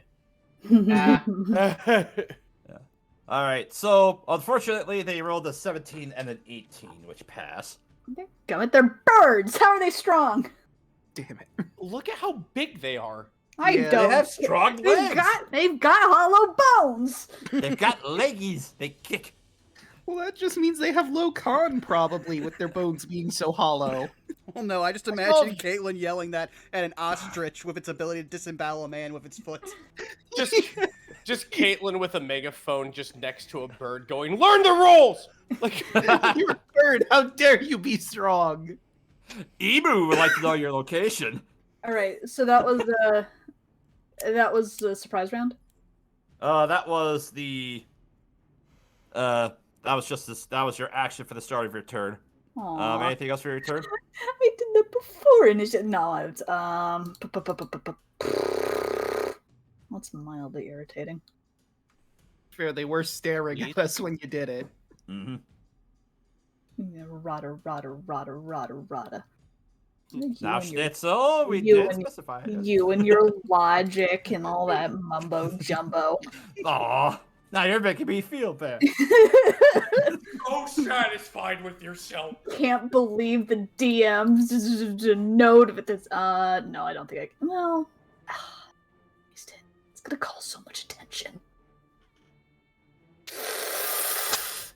No, not right now. If anybody ever has heard of the comedian Pete Holmes, when you mentioned hollow bird bones, my first thought is the X-Men skit with Archangel. I love God. I thought you were gonna say dropping a dog, but okay. He's like, yes, that's one of my favorite. He's the reason I say lowercase c when I pick up animals. Elise, it's your turn. What do you do? Alright, well, I guess I'm gonna go ahead and going to assume these birds are not magical, so I'm gonna go ahead and we're gonna go with Old Faithful bonus action Hunter's Mark on the one on the right because it's the closest one to me, All right. and we're gonna go ahead and sharpshooter him. 17, That hits. 18 piercing plus 4 Hunter's Mark. All right, for 22 points of damage. But wait, there's more. Second shot. All right. 18. That'll hit. That's 23. That's 23 points of piercing damage. All right. With 2 arrows, it barely stands with the first shot. The second shot, you shoot it in the neck and it falls over, dead. Just they're just for overkill damage. There's Hunter's Mark and Colossus Slayer, and Yes. I'm not gonna be greedy. I'll call turn there. Yeah, that's like 18 points of overkill you did on it, so yeah. Mm. Not only is it dead, you actually somehow taxidermied it as well. It's so dead. Its children felt that. You see in those like old style cartoons where like the bird swallows like the bullet from the musket, and their skeleton literally just rips right out from them. All right. I saw that once on Looney Tunes. But that's my turn. All right. Next up is Shago.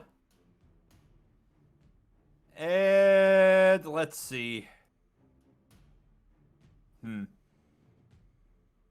going to take up a defensive position over here by the door.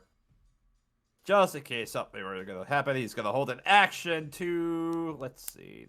What does he have for attacks? Because this is the first time I've read him in combat. He's going to ready his spear. Okay. All right. That'll be it for his turn, as he also draws his shield. Dan, it's your turn. I would like to make a callback.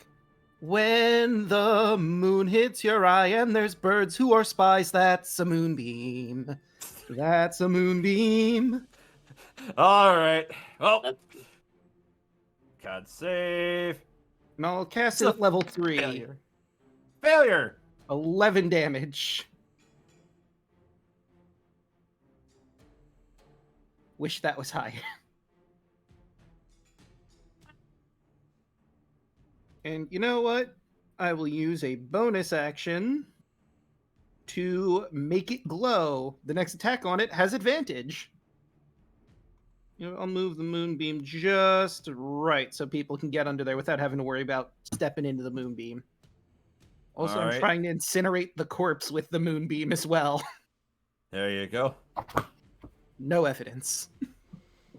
That would be nice, but now you've got a moonbeam outside on a banister.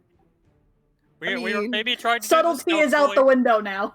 What are the chances that she's in Next sight turn. of this balcony right now? Next turn, I'm gonna have to gore a Medusa, Yeah, I was and about to it's say. your fucking fault. I Also, wonder how my beloved birds are. Oh my god. also, Caitlin, you can't really talk. You turned that balcony into Olive Garden. Look, I feel like plants in a jungle is more Because when the subtle birds than are a beam there- from the sky. Plants that weren't there. Because when the birds are there, they're family. You don't turn your back on family. Listen, I mean, it's just a beam of light from a big angry moon. That's completely normal and natural. It's like, Are you done with your turn, Dan? Yes, Big that's angry- the end. of My Big turn. angry moon. It's 1 in the afternoon. All right, Enoch, it's your turn then. Yeah, That's I have all advantage, so I'm semantics. just gonna. That's a nat 20. Hell yeah. All right, and what was the advantage from? He hexed it or whatever he does. Jinx. Oh, right. All right, so that's 12 let's see. damage. Does it survive? let's see. Actually, that's 20 damage because it's max out. Oh yeah, you're true. Actually, wait. No, never mind. It would be 12 because one die is max of that. So yeah, 12 points of damage. So, all right, it's still up. Okay, well then the other two. 23. That also hits. That's 7. It's still up. 13. That also hits. For 4. Still barely up. Seriously? Right? I mean, that's like, how are these things have over 50 HP? Actually, that thing, it didn't take that much damage. Yeah, it did. 20 plus 12 plus 7, that's 19. Plus 11, plus another 4, so that's 21. Plus the 21 from before. So that's nearly 50. Oh, it was 11. 12. Or I did 11, rather, Oh, on 11. my Yeah. moonbeam. But it's still barely hanging on in spite of all that. Well, that's all Enoch can do. Alright, Zeno. Let's see. I was gonna do something, but then I realized, wait a minute. Yeah, I can just do that. Just so she won't hear it. Fly up to this one, shocking grasp, Okay. and since that is so that is a cantrip. I don't think it has shit. 14. That hits. 7. You grab it, it arcs with lightning, and then it falls over dead. I specifically want to grab its neck. Yep.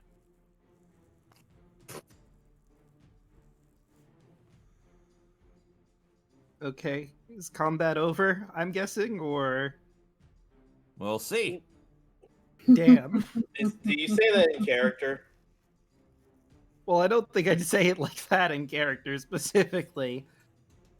Because I want to know if I can use this moment to disintegrate the birds, turn off the moonbeam, make my HUD invisible again, because this was a concentration spell I used to hide any evidence.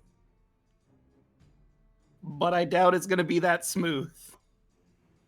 As you're looking out at the balcony, Zeno, you do Hey, roll. spy a couple of, some of the Eblies are currently sitting in the various points within. Menacing birds.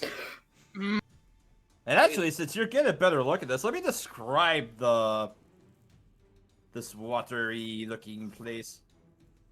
While you're looking for the description, Zeno. Guys, we might want to get out of here. There are like 5 more or 4 more. The water in this pool is unusually clear. A dozen or more large fish, turtles, and lizards swim lazily through it, and water birds paddle on the surface. The ripples obscure something on the bottom of the pool, so you can't quite make it out. But the bottom appears to be blanketed in oddly shaped stones. Bits of shattered stone rest atop a square dais that rises in the middle of the pool. Evidence of a sculpture that once stood on top of it. Part of the sculpture lies in the pool west of the dais, a large stone face staring up at the sky. Treasure. Oh, I know what that is. That's trash. Oh god. I know, right? We're gonna be fucking loaded. Nuts. Frankly, I feel like our cover is blown. Might as well. Might as well. There's Well- nothing left to do now. Alright. Yuki's turn now. Well, cover is blown. You can't really get to any of the Iglies. She's gonna You're all sit in the here. water. Yeah, nah, he's not gonna get in that. That's like deep water. He doesn't want to get That's his like- paws wet. Don't I make my paws wet and melt like tissue paper? Yeah. He's gonna sit there, stand on top of one of the Iglies outside of the moonbeam, and wait for one of them to get closer. Alright. I'm gonna say she holds her action to bite at one of them, even though she's probably not gonna do much. I was just gonna say, like, Dad's like, maybe we should get out of here. There's 5 more of them. At least knocks another arrow, and Pushovers, the lot of them. Yeah. Alright. So, Tyrabane, are you moving, doing anything? Yeah. How deep is that water again? We have no idea. Let's see. You're talking about the water in the center here, or Yeah. Yeah, the pit's about 10 foot deep from where you're at. Okay, so the water's about 10 foot deep. Okay. Yeah, the pit itself is 10 foot deep, and then there's water in the bottom of it. Cool. All right, I'm going to go ahead. Here. Go. Oh, hi, Tyrant Man. Hi, how you doing? Hi, how are you? And then I go ahead and check my channel quick. Yes. All right.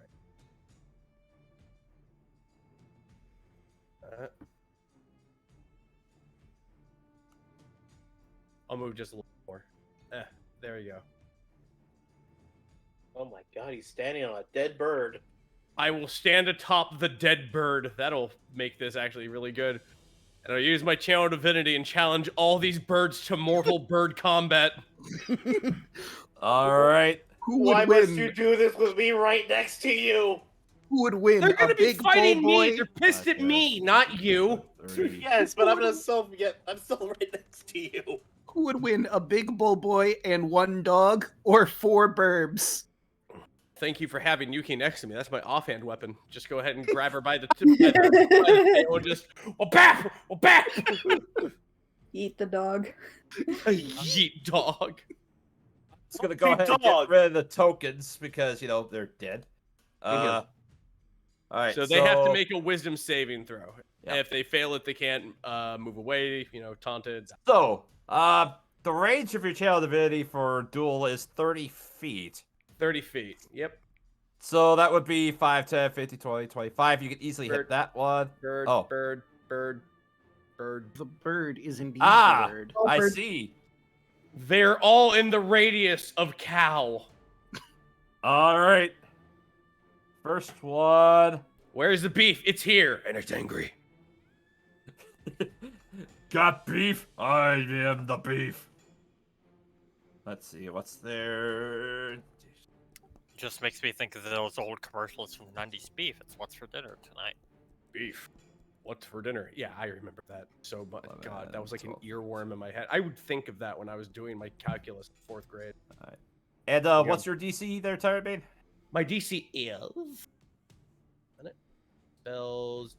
17. 17. All right, so farthest left one fails. Mhm. Middle one fails. Welcome to Calzone. Third one fails. Welcome to Calzone. Last one passes. You are free. You can go. And that's going to be the end of my turn. All right. Next up is Kawasha. He's going to move 5, 10, 15, 25. What? Oh, he God. got long! He got long! Long. I'm not ready for long Kawasha, okay? He's going to ready a produce flame if any of those birds get close. Next up is Rue. Well, they're all in an awfully handy line. So this is going to be funny. Oh. Let's see, I just want to make sure. As range is. Yeah, what's my range here? Oh, yeah, easy peasy. Oh, that's right. I forgot to Did- roll for Gull. I just realized. Was I not paying attention, or did we skip the birds? Oh, that's right. I think when you deleted the token, you deleted their turn order. Yeah. And they rolled a 7. So, Yes. yeah, they would be. Yeah, let's say it's their turn now.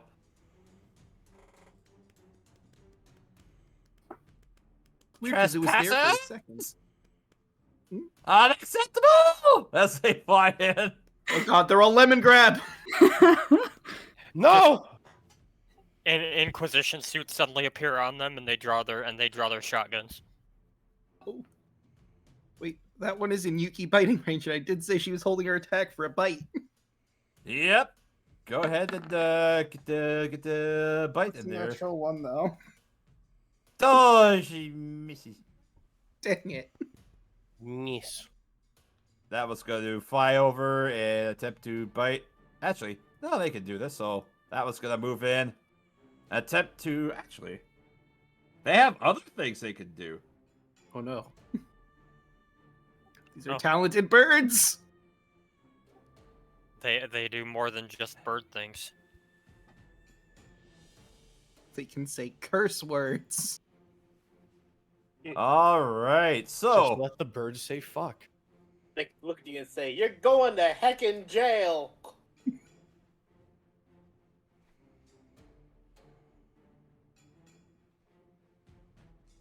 30-foot cube. Interesting. 5, 10, 15, 20, 25, 30. Something tells me we're not 5, dealing with 10, normal 15, Iblis.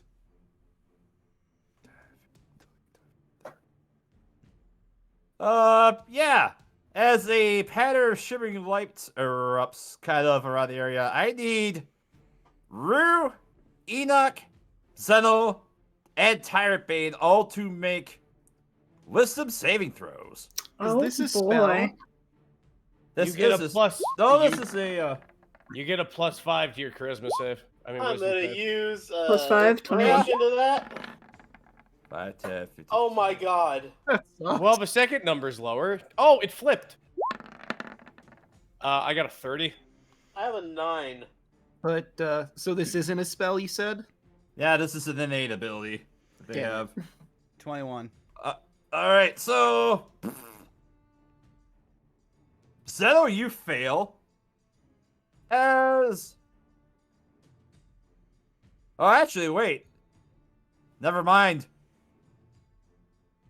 Oh, I don't You're fail? immune to being I was gonna say, well, you have advantage on this because of you're a half elf, because it's considered a charm effect.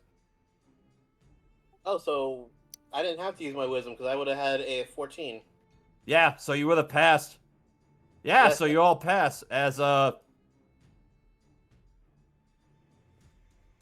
gonna try to do that. And this one's gonna fly in and attempt the same thing, so I need another wisdom save from all of you. All right. Here we go again. You get a +5. Dirty 20. And Zeno has advantage. 25. So that is 12. 11. No, if you have advantage, 7 + 5 is 12. All Yeah. right, so then Yep. I've got Oh. 16 thanks to Tyrant Bane. Well, you all pass again. They're really trying to get this to Just, go. just bouncing off of Tyrant Bane. Just bam, don't care. Bam, don't care. Bam. One don't more care. time as they try to get that thing going. Another wisdom save from you guys. All right, 19. Yeah, we all Alright, passed. 22. So I'm Five. fine. I have a 21. 21. All right. Don't care. Don't care. Don't care. Don't care. It's not working. They're resisting our gaze. As We're not looking at you. Of course, we're resisting your gaze. You suck. Just Dan in the back. You suck. I don't have a good quip yet. It's just like the fish from SpongeBob. Just holy moly, this guy stinks. That's exactly.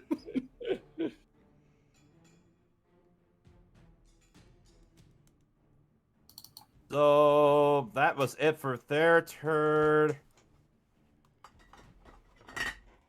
And then back to the top of the turn order with Rue. Well, da-da-da-da. Actually, which would be funnier? I was gonna do. Yeah, no, I'll stick to what I did last time. Kabushki, Kabushki. Wall of fire. Hiya. Oh no. That's gonna be. I guess the wall's gonna hit all 4 of them. Sure is. All right. Fail, fail, fail, fail.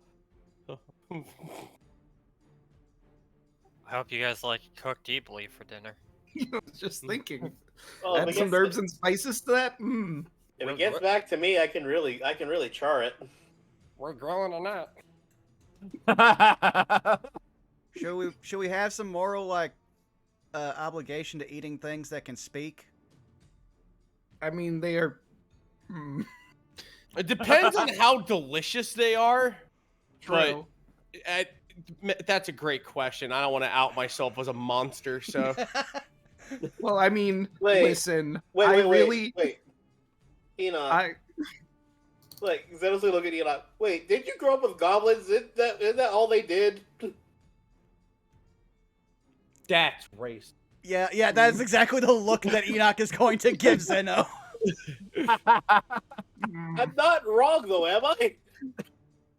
The nuances of goblin culture are beautiful and not to be explained to the likes of you. Now behold Scrungo playing the goblin sousaphone.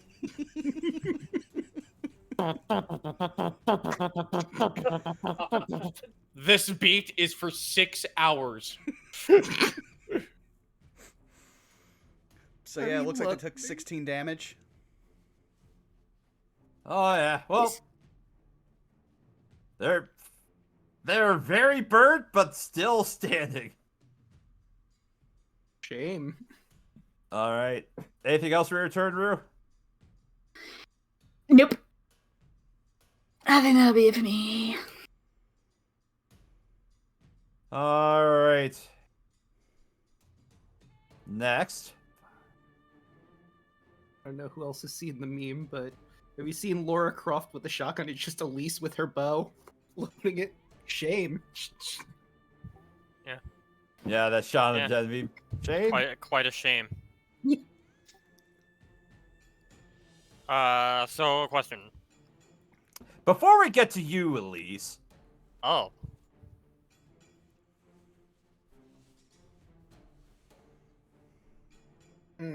Coming up from the stairs, Mm-hmm. where Shago was standing. Wait, Uh-oh. that's the wrong token. There's the right token. See, this is why I gave him the gift. The gift. See, I would ask if she bumped into the house, but I know it's not invisible anymore. As funny as that would have been. Wait, it's What the greater hell? invisibility. Does that last for an hour? Well, it's also concentration, so I had to switch my concentration Oh. spell. You see a black form of feathers manage to make its way up as you see Salcori. Hey, girl, hey. Say hi. As you see her shriek out, "What are you doing in my domicile where my beloved is?" And you see her as she goes to reach back the veil and lift it up.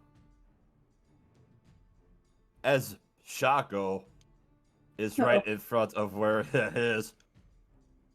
I need for him to roll a Constitution save. Yeah, it should be fun. Got this. We do have multiple people who can do greater restoration, so we're fine. You got a +5. You're out of range. He's out of range. Oh shit, you're right. Why didn't you adhere to the cow? Lick yourself, glue yourself. He passed, but Elise, as you're seeing Zakori lift the veil back up. Oh, that's right. Your back is currently turned away at this point, I'll say, because you're looking at where the Yeah, my focus is on the birds. I didn't see her come in. Alright. So with that out of the way then, Elise, it's your turn. You hear Zakori's voice coming from behind you. And I'm assuming I also heard Zalkuri scream when she entered the room. She's at the base of the stairs at this point with all of her movement, but yeah. Elise just kind of looks at the group and says, "We might have company." I'm pretty sure we all heard her. Yeah. Question. Above game question. Is this difficult terrain here? The rubble that's on that side, yeah, I'll say that's difficult terrain. Alright. Bonus question. The statue, is there space underneath this shield to move around, or is that on the floor? That's on the arm of the individual. It's about 5 feet up. You can stand underneath it, but it's not really able to give you that much for cover. But more, Maybe half cover. More, I was just wondering, can I move through it? Yeah, The you can duck space. underneath it, yeah. Okay. So, 5, 10, 5, 10, 20, 25, 30, 35. And I'm going to... Gosh, can I... Do I have enough room? I can't. I can't hit.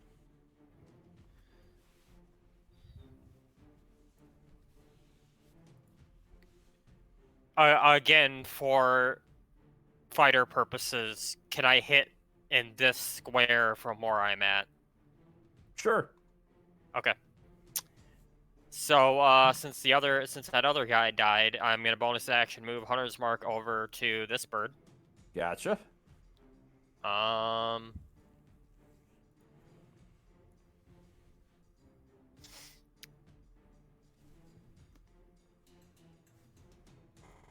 And I can hit all 3 of them with this.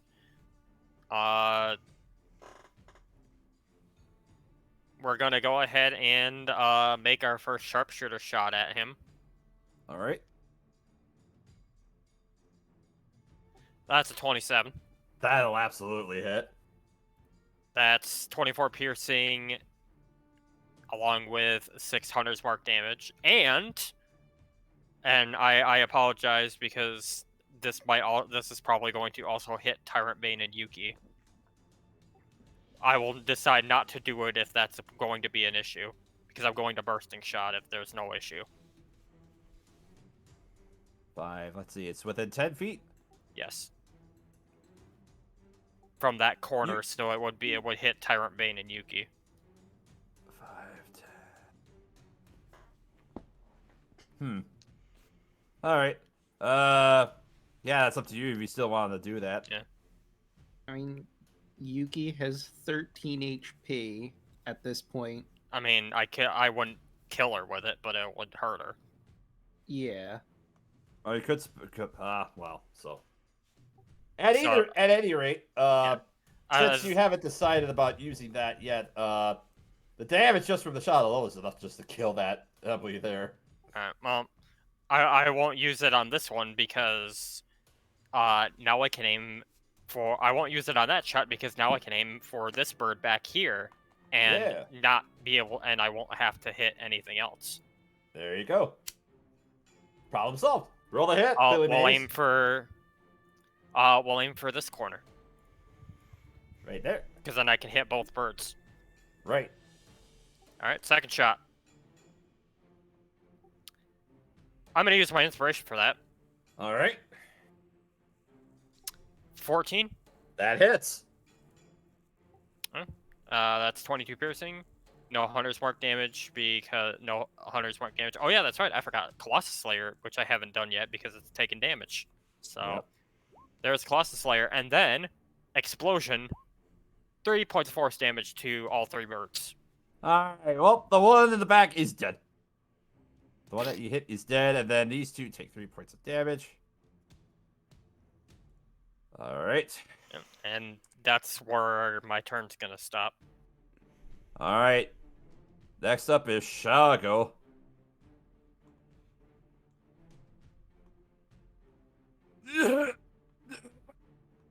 See, is he smart enough? No, and that's gonna be a con save from him. Oh no.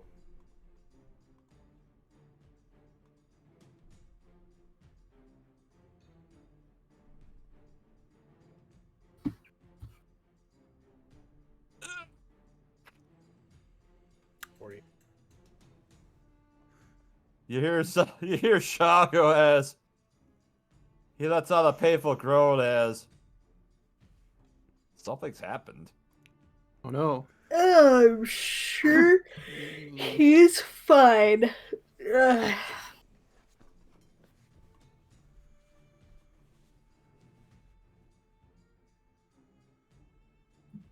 He's just a little stiff. It's fine. Yeah, a bit stretching will fix that probably. Scared stiff. All Rock right. solid. Well, that's sell for Shago, I guess. As Dan, it's your turn. Try out a new spell.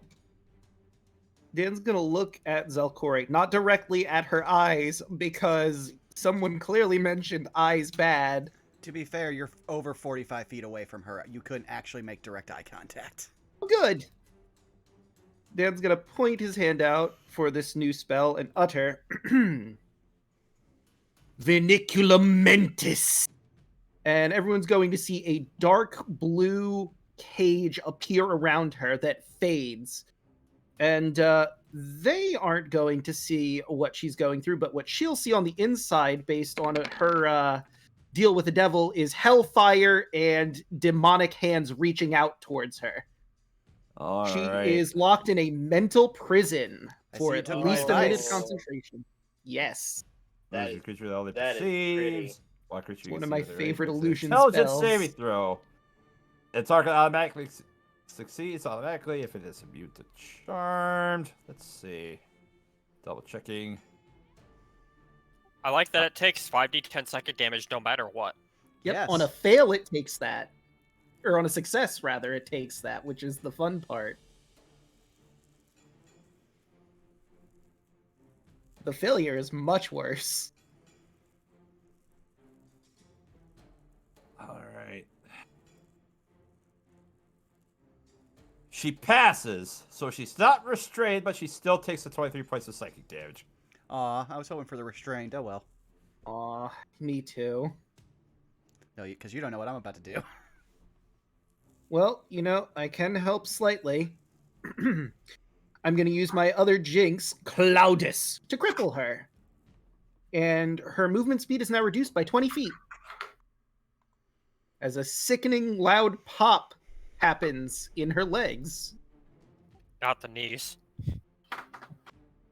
Not the She lets out a banshee-like scream as she winces in pain from her leg. And the next thing I'm gonna... No, actually, I'm kind of comfortable where I am. I don't want to get out in the bird attack territory. I think I'm just gonna chill here, actually. Maybe raise a few more feet in the air. Whoop. And that'll be my turn. All right. All right. Enoch? Well, Enoch's going to see everything that's happening over there, especially the petrified Shago. Immediately yell, "Damn it," and then just yell, "Vorn Jr." Summon Construct right in front of her here. Okay. And Maybe go grab. I should also point out a fun fact about all constructs. Immutable form. They cannot have their form changed, and they are immune to being petrified. Ooh. Nice. So which Ford Junior were you summoning? Well, since Shago is now a statue and would be immune to it, he is going to be a metal one, so she's going to be taking fire damage as long as she's next to it. Let me just pull up the stat block I have for him. Facebook profile. Gary.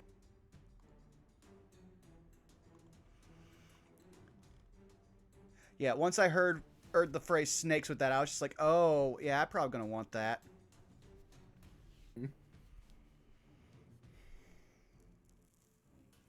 Well, actually, no, it's whenever she hits or is hit by it. All right.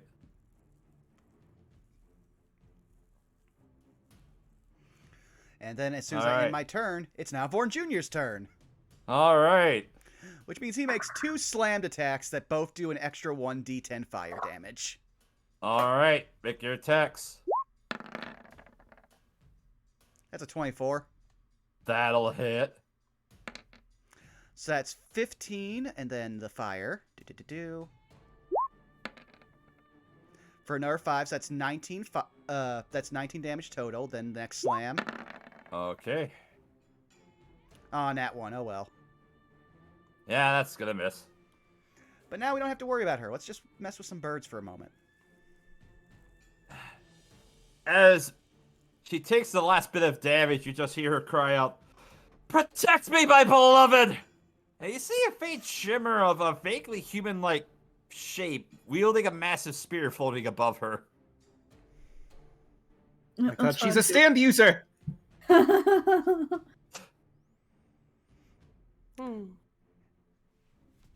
That ends my turn. Alright. Well, it ends Vorn's turn. Also, for those who didn't notice, I found art of her and I put it in the Discord. I didn't Yeah. see that. Uh-huh. Which is no, we're fighting an undead cougar. Oh no. no, she's hot. Oh no. Oh no. Alright. Why am I always fighting cougars regardless of what I'm doing? Because you're a very Alright. pretty man. Next up is... Oh, God. Take the compliment. No. Alright, next up is Goal. And... he's going to move 5, 10, 50, 20. I do not want to fight that bitch. Ugh. As he makes his way over here. Oh. This will not be Goal's goal. Goal's goal is to escape. Goal's goal. Tonight's just been the night of memery, and I love it. Alright, so I have to look up the... I'm only mildly disappointed that he doesn't actually talk like that. Alright, so you see Goal grab his longbow, or a bow, and he's going to make 2 shots at the Emily that's right over here. First one misses. Second one hits. For 6 points of damage, it's still barely up. And yeah, that's all Goal can do. Come on, let me just change the health. Alright. Next up is Zeno. I did not mean to hit that. Ignore that. So, because Vorn Jr.'s in my way, I'm not able to do what I want to do with her. So I'm just gonna take it out on this guy. And I'm just gonna roll for the spell because I'm gonna lightning bolt this bird. This one over here. Yep. Okay. 16 for the spell. No search detected. And this is a regular level 3, by the way, because I feel it out. Anything else is overkill. Alright. Lucky bolt. Even then. Holy shit. Ooh. Is there anything left? Nope, that is one very badly fried Emily as it just plummets into the water. Actually, can we make it the cartoon thing where there's this a perfectly clean skeleton? No, what you gotta do is it's gotta be a perfectly cooked chicken with the little, Yes. like, feet things on the platter. It's like that scene from Cuphead where Exactly. You hit the that one bird fight. You hit that son of a bitch so hard he turns into, floor chicken from Castlevania. That's what he did. Course meal. You floor chickened a man. Yeah, well, Bird. he just Birdman. pool. I was gonna say he's pool chicken now as he just arcs with electricity, plummets into the water, and manages to shock a few of the fish that are inside right where he lands. Guys, good news. If we live, we're gonna have a good dinner. All right, next up is Yuki. Unless you had anything else for your turn, Zeno. He says that. He's actually said that in turn. I want to hear what her response to that is.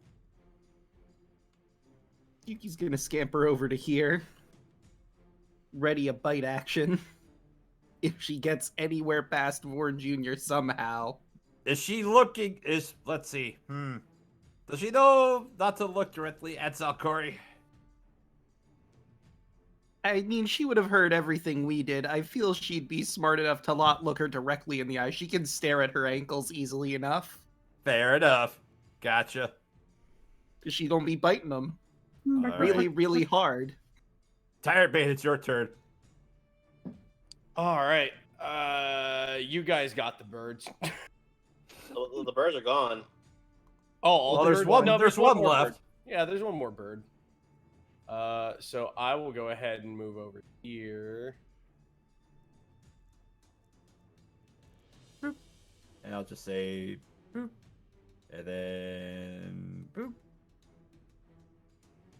30. I was gonna say, remember that's difficult terrain over there. Yep.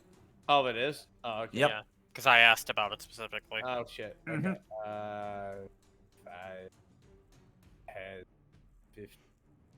That's cool. What? You were here. Oh, 5. 5. And I'm going to slam down my shield. Go ahead and avert my gaze. All right. All right. And bada bing, bada boom. That's going to be my turn. I'll call All it right. night over. One more turn. Next up is the Ebly. As Which he's isn't a wall of realized... fire. Yes, that's right.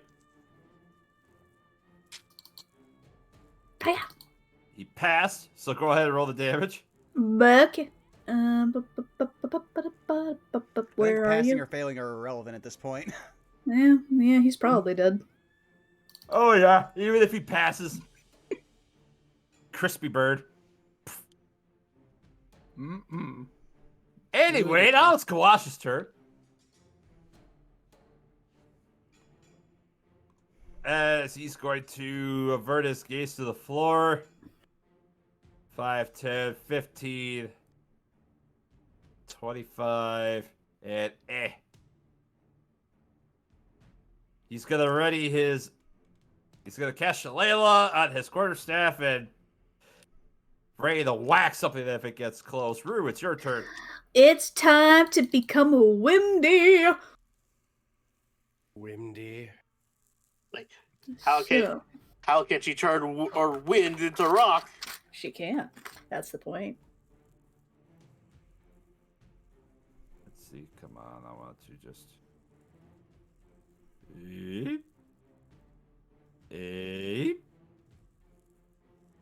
Alright, Windy Roo gonna fly behind her, in fact. So that we can make room for the peeps. And we're gonna do a whole heckin' bonk. All right. Boy, it's been a little bit since I've been Windy. Hold on. What's my modifiers again?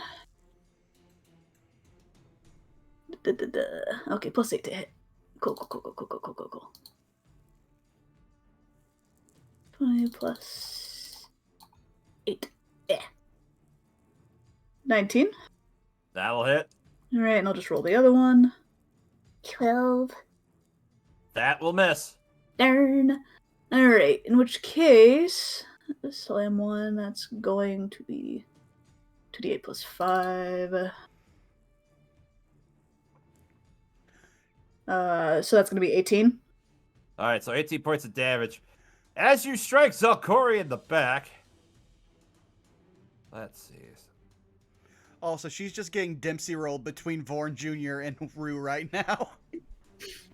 Just fire and wind on both sides of her. Spectral-looking warrior turns around and, as you strike, oh, that's let's see, how much damage does it get to do? It's a special thing that she can do. Zelkori. +6. That's let's see. That's you take 20 points of force damage as the spear without faltering strikes into you. Is that magic? It's force damage. So it's not magic. It's not Force is considered magic, magical. but it is force damage. Yeah, it's one that you're typically not resistant to because nothing's resistant to force in 5e. Hold on, actually. Yeah. Force is the almighty dad. Oh yeah, no, you're right. Well, it's tied with psychic. But those two are the Yeah. broken ones, which is kind of why warlocks get to use them. Mhm. All right. And that was it for that bit there. Rue, I assume there's more? Yeah, we're gonna use a key point to do a flurry of blows. Go for it. All right. No, not that one. That one. Roll. Oh, come on now. That one's gonna miss. Oh, yeah, 10 will miss. But a 26 on the other hand. Yep, that'll hit. Let's see. And then another 2d8 plus 5 is gonna be a dirty 20. So Oh, 20 no. points of damage. 20 And, yeah. and as you go to strike it again, the warrior goes out and lashes at you again. For 16 points of force damage. Okie dokie.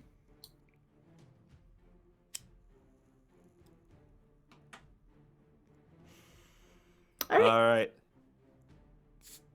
Next up is Zalcori. Wow, she's trapped between two rocks and a hard wind. And also a hut. It's not doing much, but it is there. Oh, That hut changed my entire strategy because my other AoE would have hit the house. I mean, she does have HP, I believe. Yes, Yep. and I'd hate to drain all of them. She's got 16 armor class and 100 hit points. Alright, so you see her turn around instinctively to you, Rue, because you're the bigger threat, and she's going to lash at you with her snakes, as well as she draws her short sword. She's going to make 2 attacks. Okie dokie. That's cocked. That's a 23 to hit. Yeah. You take 4 points of normal piercing damage, as well as... Is that magical? It's not magical. So 2 points. Yep. As well as... 9, 12... 14 points of poison damage. Do I have resistance to that one? I think I do. You might even have immunity because you're an elemental. Damage immunity is poison, yes. Immune. Alright, so you're immune to poison. Good to know. And then she's gonna lash at you with 2 swings of her short sword. And Once poison a damage, miss, the worst and- in all of 5e. Alright, so that'll be a 24 to hit, so you take 5 points, rounded down to 2 points of piercing damage. Okay. And that's it for her turn. Elise. Sorry, 1 second. Okay. So, seeing the birds are dead, Elise is going to do something unconventional. She's going to drop concentration on Hunter's Mark. Given what I'm assuming she's heard people yell, don't look at her, don't look at her. So, she's going to drop concentration on Hunter's Mark. And she's going to... Can I see this doorway from where I'm at? Yes, you can. Okay. And I'm going to... Elise is going to... just put her bow away. She's going to kind of sit down in a meditative position.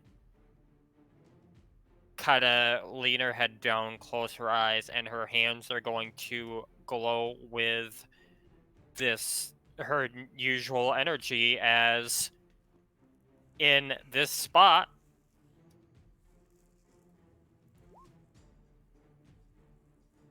I'm gonna cast Summon Beast. Ew. Oh. And Let's see. it doesn't necessarily stay a particular form it has to take, so I can be whatever I want. It's gonna take the form of the King of Feathers. Oh. Though it is only medium sized. It's small. Yeah, Oh. it's a medium-sized King of Feathers. Cool. Let me just go ahead and... It's a baby T-Rex, because that's not scary at all. Aww. I have this stat block with me. It's a small beast. Alright. Let's see, spell beast. Okay. You know what? Just for kicks, can I drag that on there? I'll just use the token for a Deinonychus, because it's like, close enough. Oh, So yeah, everybody's gonna see a little tiny King of Feathers appear in this space. And so you call forth the beast of spirit, manifests in non-occupied space you can see within range, conform to the form of beast of spirit's bedrock. When you cast a spell, choose environment. I'm gonna choose land. So air, land, or water, creature resembles an animal of your choice that is native to the chosen environment, which determines certain traits in the stat block, which I have up right now for me. Creature disappoints when it disappears, when it drops 0 hit points, or when the spell ends. Creature is now allied to you and your companions. In combat, the creature shares my initiative, and it takes its turn immediately after mine. It's the exact same spell as Summon Construct, so you're fine. Basically, yes. but animal. And I'm going to go ahead and end my turn there, which means it is now King of Feathers Jr.'s turn. And being a land spirit, it has a special ability called Pack Tactics. Yes. Ooh. It has an advantage. Yep. And it has the multi-attack action, so it makes the number of attacks equal to half the spell's level, which in this case is 1. So it's only going to make 1 attack, but it's going to reach out and it's going to try to maul our friend here. All right, roll with advantage. So it's going to be my spell attack modifier to hit, so it's going to be a d20 plus my wisdom, which is Plus your proficiency bonus. plus my proficiency bonus, so it's going to be I gotta find. So it's gonna be it's gonna be +7. So All right. This is why I Roll make the sheets for bones. all my summons. rolling bones, and it has advantage. Mm-hmm. So I'm gonna do this twice. 26 That's a hits. 26 to hit, Yep. and then Roll it's damage. 1d8 plus its strength, which is 4. Also, typically plus your spell attack. Oh yeah, normally plus your spell attack or your wisdom. So that would be 4. So Well, no, it adds a Yeah, lot no, more to it- summon spells. Unless I'd have to check Oh. Summon Beast. It says spell attack modifier to hit, reach 5 feet, 1 target hit, 1d8 plus 4 plus the spell's level, piercing damage. So it would be 1d8 plus 4 plus 2. yeah, so 1d8 plus 6.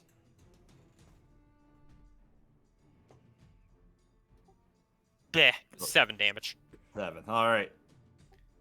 And as the spirit is going to attack, the warrior is going to turn around and strike the raptor for 7 points of force damage. Okay. He's a beefy boy. All right. Anything else, Elise? No, that's it. All right, back to Dan. So it looks like they have that over there. I'm gonna go look at the urn that's over here, and what would it take to pick it up? And I have 2 ideas. One is to examine it and see if I can figure out what its importance is. 2 is I'm just going to smash it on the ground Oh. and Okay. see how that goes for everything. Please don't do this next to Enoch. I'll allow you for your turn to use an action to do an investigation check. Okay. Now, would picking the pot up and shattering it also be an action? I'll say that'll be an interact object. As you're investigating, you can look it up. You can drop it if you wish. Okay. So I'll do the investigation first and see what I can find out about this pot. But that's a 10. You look around this pot. It has a lid on it. You open up the lid. You see there's a lot of very fine-looking material. Some bits of bone. Wait a minute. These are ashes. Okay, I can probably infer that's her husband's ashes. But nothing magical I could infer from this, correct? Not that you can see, no. Hey, Enoch, could you tell if this is potentially magical? I have a theory. Enoch will turn to you with a giant vein throbbing, a bit busy. It could be important to her immortality. He gestures to Vorn Jr., again, a bit busy. Fair enough. All right. Anything else for your turn, Dan? You know what? I'm going to potentially gamble. Hi, I'm going to yeet this at whatever wall to see what happens. Tails, I'm just gonna hang on to it. Embrace Tails chaos. lower. 97, it's time to embrace chaos. I'm yeeting it. Oh god, where am I gonna yeet it? I don't want to yeet it towards You know what? Oh, I still have some movement. Yep, you do. So I'm gonna fly over to, like, let's say here, and try and throw it into a corner with the least amount of people over this way and see what happens. All right. You throw the urn against the wall. As it does, you hear a resounding crash as dust and ashes scatter from the remains of the jar. And you hear an ear-piercing scream coming from the hallway as the rest of you see Salcore just... her expression drops as she begins to scream. And I assume that's it for your turn, Dan? I'm sure this All right. is fine. Enoch, it's your turn. Before doing anything, Enoch's going to whip around at Dan and just be like, "Why would you do that?" Because it might be the thing that's making her immortal. Enoch, And I mean, we didn't have time to fully examine it, so I took a chance. You know, Dan, the correct answer to the situation is it worked. It just works. It just works. there is no evidence that worked, but Enoch's not going to say it. Meanwhile, Enoch's just going to grab Wick's holy symbol and be like, "I need someone I can rely on." At which point, just a second, you're going to hate me, Milla, because this spell doesn't occupy a space. And right above the King of Feathers, we're going to see a very similar suit of armor. Oh, spiritual weapon time. Whee! What level are you casting it at? Default is at 5th level, so it's going to do 2d8 no matter what. So let me just go. All right. Roll to hit. Ooh. Oh, nat 1. Actually, you know what? I'm far enough away. I don't have to worry about petrification, so inspiration. Sure. That's a 12. That'll miss. All right, so you see a little Wick just swing at him and just start spinning around like a top. It's gonna look at that and goes, you know, Wick would do the exact same thing I just did, right? Yep. Yeah, but I could actually hold on to them. Meanwhile, Alright. that ends Enoch's turn, and now it's Vorn Jr.'s turn. All right, VJ, what are you going to do? 24 to hit. Yeah, that'll hit. So that's 15 plus fire. 1 second.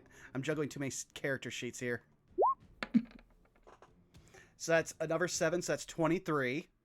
All right, and Vord Jr., as the warrior lashes out, he takes 22 points of damage. And God, it's on that 20! Yeah, he just... Eh. Do. So that's... Let's see here. What would be the max on one of these? So they're D8, so that would be 8 plus 5... Oh, so it'd be 8 plus 4 plus 5.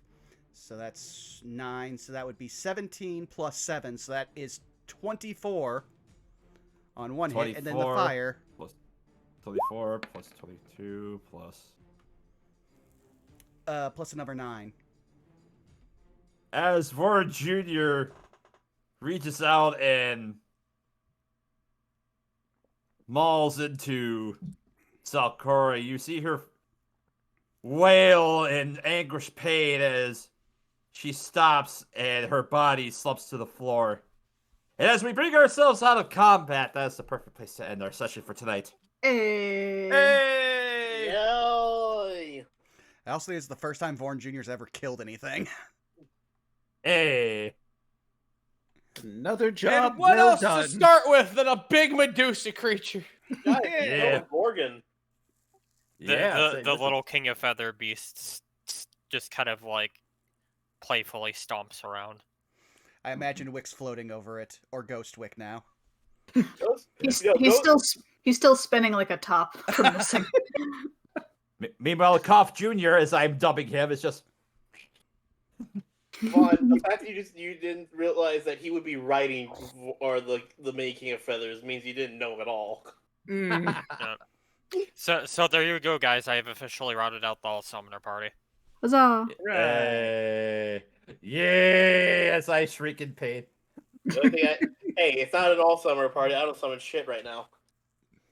Other But you than could have at lightning any bolt. time. You have access to half those spells.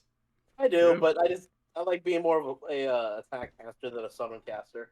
Honestly, I was tempted to get summon Face Spirit, but I'm like, nah, I'm good with it. I'm good with Mental Prison. Yeah, but we could have so many pumpkins. I was contemplating making the spirit a board, but then I thought about it and was like, no, dinosaur makes more sense because another fun fact, if it would have came to it, it also has a climb speed. Oh. All right, but it is also past our usual end time, so now it's time for us to start going around the horn, especially since I have a job interview in the morning. So, Caitlin, where can people find you? Hello, I'm Caitlin C37. You can find me on Twitch and Twitter, Caitlin C37, where I do art. Commissions are open, so if y'all want any stuff done for you, that's where you can find me. Yes, you should check out. She just dumped a whole bunch of her commissioned work on Twitter. Sure I've did. been looking at them. They're So pretty. good. Yes. Especially I the last appreciate you. lad. Well, then, moving right along, Milla, where can people find you?